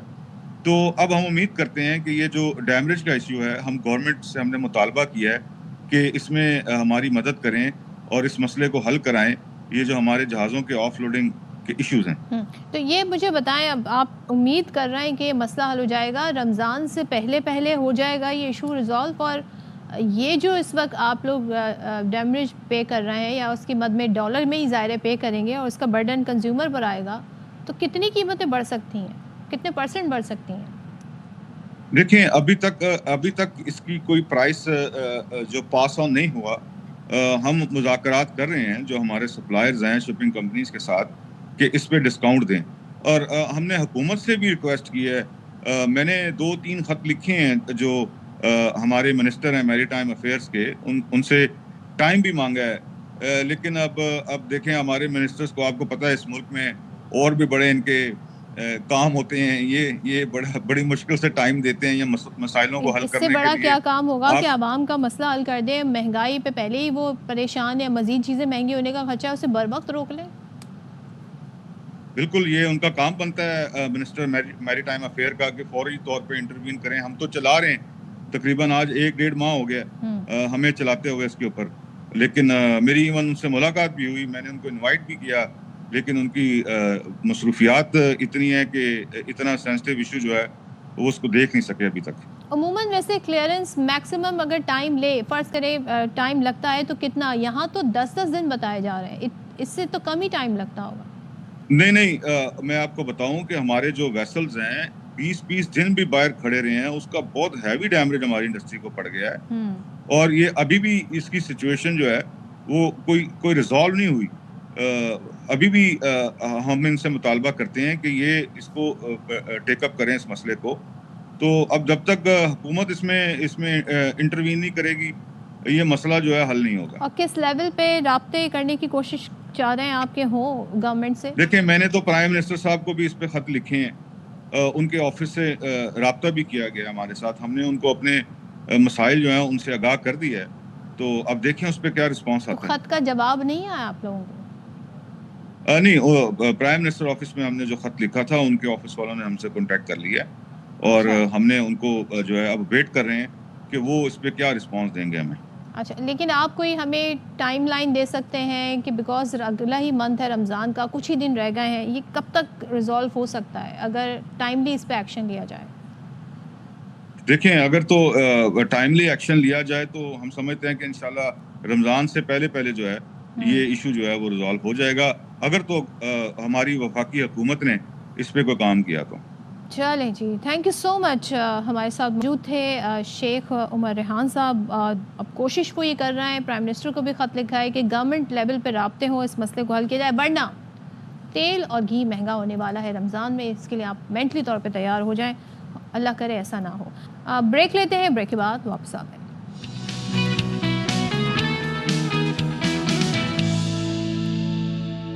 بہت ہو گئی جی سیاست پہ باتیں, IMF کی باتیں. اب ذرا موڈ چینج کرتے ہیں, آپ کا بھی اپنا بھی, اور بات کرتے ہیں موسیقی کے حوالے سے. موسیقی کو روح کی غذا بھی کہا جاتا ہے اور موسیقی کے حوالے سے تحقیق بھی بہت ہو رہی ہے. اب تو کہا جاتا ہے کہ کچھ آپ کی جو میموریز ہوتی ہیں وہ برنگ بیک کرتی ہے موسیقی. موسیقی جو ہے بہت سارا اسٹریس جو ہے وہ آپ کا ریڈیوس کرتی ہے, ہیلنگ پاور ہے اس میں. تو آج ہم آپ کو ملوانے جا رہے ہیں ایک ایسے گروپ سے جن کا نام ہے سترنگی ڈرامرز, اور نام بڑا خوبصورت ہے. اور کہتے ہیں نا, یہ جو روایتی پاکستان میں میوزک کے جو آلات ہیں جس میں رباب ہے اور دیگر جو انسٹرومنٹس ہیں ان کا استعمال کر رہے ہیں اور اپنے فن کا مظاہرہ کرتا ہے جب یہ گروپ, تو بڑا کہتے ہیں نا ایک سحر طاری ہو جاتا ہے. سوشل میڈیا پر کافی زیادہ اس وقت پاپولر بھی ہیں. تو چلیں ان سے ملاقات کر لیتے ہیں. سترنگی گروپ کے ارکان ہمارے ساتھ ہیں, انہوں نے ہمیں جوائن کیا ہے. انٹروڈکشن کرا دیتی ہوں. ساجد امتیاز, علی محمد شہباز, باسط علی, یہ تینوں ہمارے ساتھ ہیں. گڈ مارننگ ٹو یو, بہت شکریہ آپ تینوں کا آنے کے لیے. تو میں ساجد آپ سے آغاز کر لیتی ہوں, ذرا ہمیں تھوڑا سا انٹروڈکشن دیں. نام بڑا پیارا ہے سترنگی, یہ آئیڈیا کیسے آیا؟ آپ تینوں فرینڈز ہیں, کیسے اکٹھا ہوئے آپ لوگ؟ السلام علیکم, بہت بہت شکریہ ہمیں مدعو کرنے کے لیے. بیسیکلی ہمارا جو گروپ ہے لاسٹ 10 to 12 ایئر سے ہم ایک ساتھ ہیں, اور اس جو سترنگی ڈرمرز کا ہم نے انیشیٹو لیا تھا وہ ہم نے 2020 میں لیا تھا, کووڈ کا جب اینڈ ہو رہا تھا. ٹھیک ہے. تو تب سے ہمارا جو گروپ ہے یہ چل رہا ہے, اور ہماری ٹیم میں جو ہے وہ باسط ہیں, علی محمد ہیں, اور جو ایک اور بھی ہیں ہمارے ساتھی ہیں علی بازل. تو یہ ہماری ٹیم ہے اور ماشاءاللہ سے ابھی ہم اس کو پلے کرتے ہیں اور آپ کو ضرور یہ چیزیں سنائیں گے. تو کیا خاصا ہے ویسے؟ اس سے پہلے جاننا چاہوں گی, آپ لوگ کوئی خاص انسٹرومنٹ یوز کرتے ہیں جو آپ کی پہچان ہے اس گروپ کی؟ بالکل, یہ آپ یہ دیکھ رہی ہوں گی, یہ ہمارے پاس ہے تمبک, ٹھیک ہے, اور اسے ہم دربوکا بھی بولتے ہیں. اور یہ باسط ہیں, یہ آپ کو بتائیں گے کہ ان کے پاس یہ کیا ہے. یہ بیسیکلی افغانستان کا نیشنل انسٹرومنٹ ہے اور یہ کلاسک انسٹرومنٹ ہے, رباب ہے یہ. اور یہ ہمارے پاس دربوکے ہیں اور ہم فیوژن بناتے ہیں کلاسک میوزک کو لے کے اور ایسٹرن میوزک کو لے کے. تو ایک جب فیوژن کریٹ ہوتا ہے تو پھر لوگوں کو پھر الگ یونیک لگتا ہے, تو اس وجہ سے لوگوں کو پسند آتا ہے. بالکل, ہمیں ذرا پلے کر کے دکھائیں یہ فیوژن کیسا لگتا ہے, کیسا سنائی دیتا ہے. جی بالکل.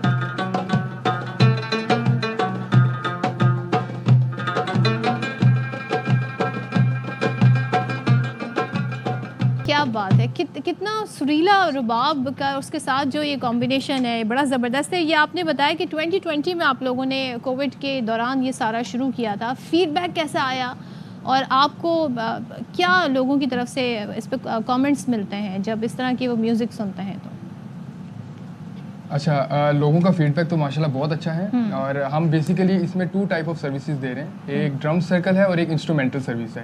انسٹرومنٹل آپ نے دیکھا یہ جو بھی ہم نے پلے کیا, اور ایک ڈرم سرکل ہے, آپ دیکھتے ہیں پورے ورلڈ وائڈ میں ہو رہا ہے ڈرم سرکل.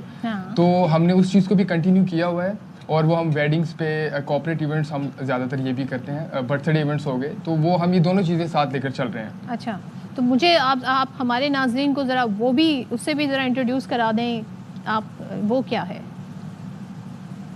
اچھا, وہ بیسیکلی ایک ڈرم سرکل ہے, اس میں پراپر گیدرنگ ہوتی ہے لوگوں کی, سب کو ہم ڈرمز دیتے ہیں ساتھ, ہم پراپر ہم چاروں لڑکے جو ہوتے ہیں وہ ساتھ میں لیڈ کرتے ہیں, اور اس میں بیسیکلی ایز ایک تھیراپی کے طور پہ ہوتا ہے, اور اس میں یہ ہے کہ آپ اپنے آپ کو ریلیکس فیل کرنے کے لیے ڈرم سرکل میں پارٹیسپیٹ کرتے ہیں. تو لوگ اس میں ڈائیورسٹی ہوتی ہے, مختلف سٹیز سے لوگ آتے ہیں, اس میں گیدر ہوتے ہیں. تو بیسیکلی ڈرم سرکل کرانے کا مقصد یہ ہے کہ سب, جی بالکل کوئی بھی اس میں پارٹیسپیٹ کر سکتا ہے. اچھا, تو یہ ہمارا جو مختلف لینگویجز بولی جاتی ہیں ان میں بھی بڑے خوبصورت میوزک کی کمپوزیشن ہوئی ہے, تو کیا آپ لوگ انہیں بھی فالو کرتے ہیں اور ڈفرینٹ لینگویجز کے جو سانگ ہیں ان کو بھی اس میں کمپوز کر کے پلے کرتے ہیں؟ بالکل ہم پلے کرتے ہیں. اصل میں جو یہی میں آپ کو اسٹارٹ میں نے بولا تھا کہ جو فوک انسٹرومنٹ ہے, کلاسک, ہم میوزک کو اس ایسٹرن میوزک کے ساتھ ہم مل کے اس کو کمبائن کر کے ایک فیوژن کریٹ کرتے ہیں, تو جو کہ کلاسک جو فیل ہوتا ہے اور پھر جو ویسٹرن فیل ہے وہ مل کے ایک نیا ایک فیلنگ دیتی ہے جو میوزک سے وہ جو ہوتا ہے. تو ہمیں پھر ایک اور آپ اپنا کوئی فیوریٹ جو آپ تینوں کا فیوریٹ ہو اور جس کی فرمائش بھی بہت آتی ہو, کچھ ہمیں ایسا پلے کر کے دکھائیے. جی بالکل.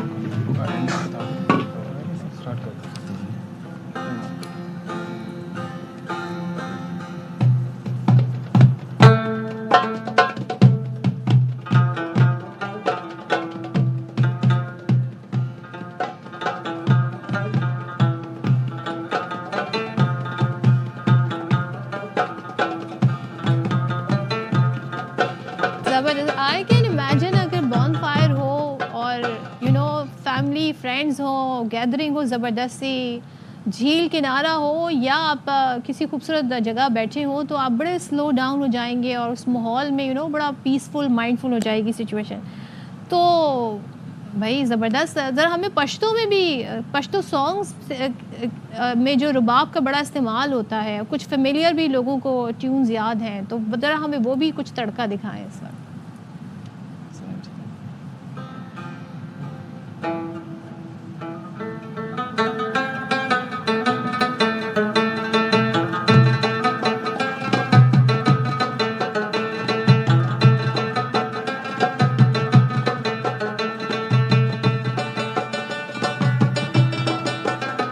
زبردست. تو مجھے ذرا یہ بتائیں, کیا ابھی آپ لوگ کہاں کس پلیٹ فارم پر پرفارم کر چکے ہیں؟ اور ہم یہ دیکھتے ہیں جو اس طرح کے جو میوزیکل انسٹرومنٹ ہیں وہ سوشل میڈیا پر بڑا اس کا اس کو پلے کیا جاتا ہے, بڑی داد وصولی جاتی ہے. آپ کا کیا ارادہ ہے آگے, اس کو کیسے آگے لے کے بڑھیں گے؟ اچھا, بیسیکلی اس میں یہ ہے کہ ہم اوبیسلی پورے پاکستان میں تو یہ کر رہے ہیں, اور شالیمار میں ہم کرتے ہیں, تو گورنمنٹ کے ساتھ بھی ہم کافی کام کر رہے ہیں. تو ہماری جو خواہش ہے بیسیکلی اس کو پاکستان سے باہر لے کر جانے کی بھی ہے, اور پاکستان میں تو ہم کر رہے ہیں. اور ایک ایونٹ ہو رہا ہے ہم جس میں پاکستان کو ریپرزینٹ کر رہے ہیں جبلی آرٹس کے نام سے. انشاءاللہ دس ایئر جو ہے ہم جو ہے وہ دبئی میں جا کے پرفارم کریں گے. تو یہ ہے کہ ہمیں یہ بھی آزاد ہے کہ ہم پاکستان کو ریپرزینٹ کر رہے ہیں دبئی میں جا کر انشاءاللہ. چلیں, اب ہمارے شو کا وقت ختم ہو رہا ہے, لیکن جاتے جاتے میں تو ناظرین سے اجازت لے رہی ہوں, مگر میں آپ تینوں سے یہ چاہوں گی کہ جاتے جاتے کوئی زبردست, کوئی ایسا انرجیٹک جو لوگوں کا آج کا دن جو ہے وہ بڑا زبردست بنا دے اس میوزک کے تھرو. سو ہمیں کچھ ایسی پرفارمنس دیں میری طرف سے. جی اللہ حافظ. اور یہ ہمارے 3 مہمان جو ہیں یہ پلے کریں گے. اینڈ تھینک یو سو مچ آپ تینوں کا.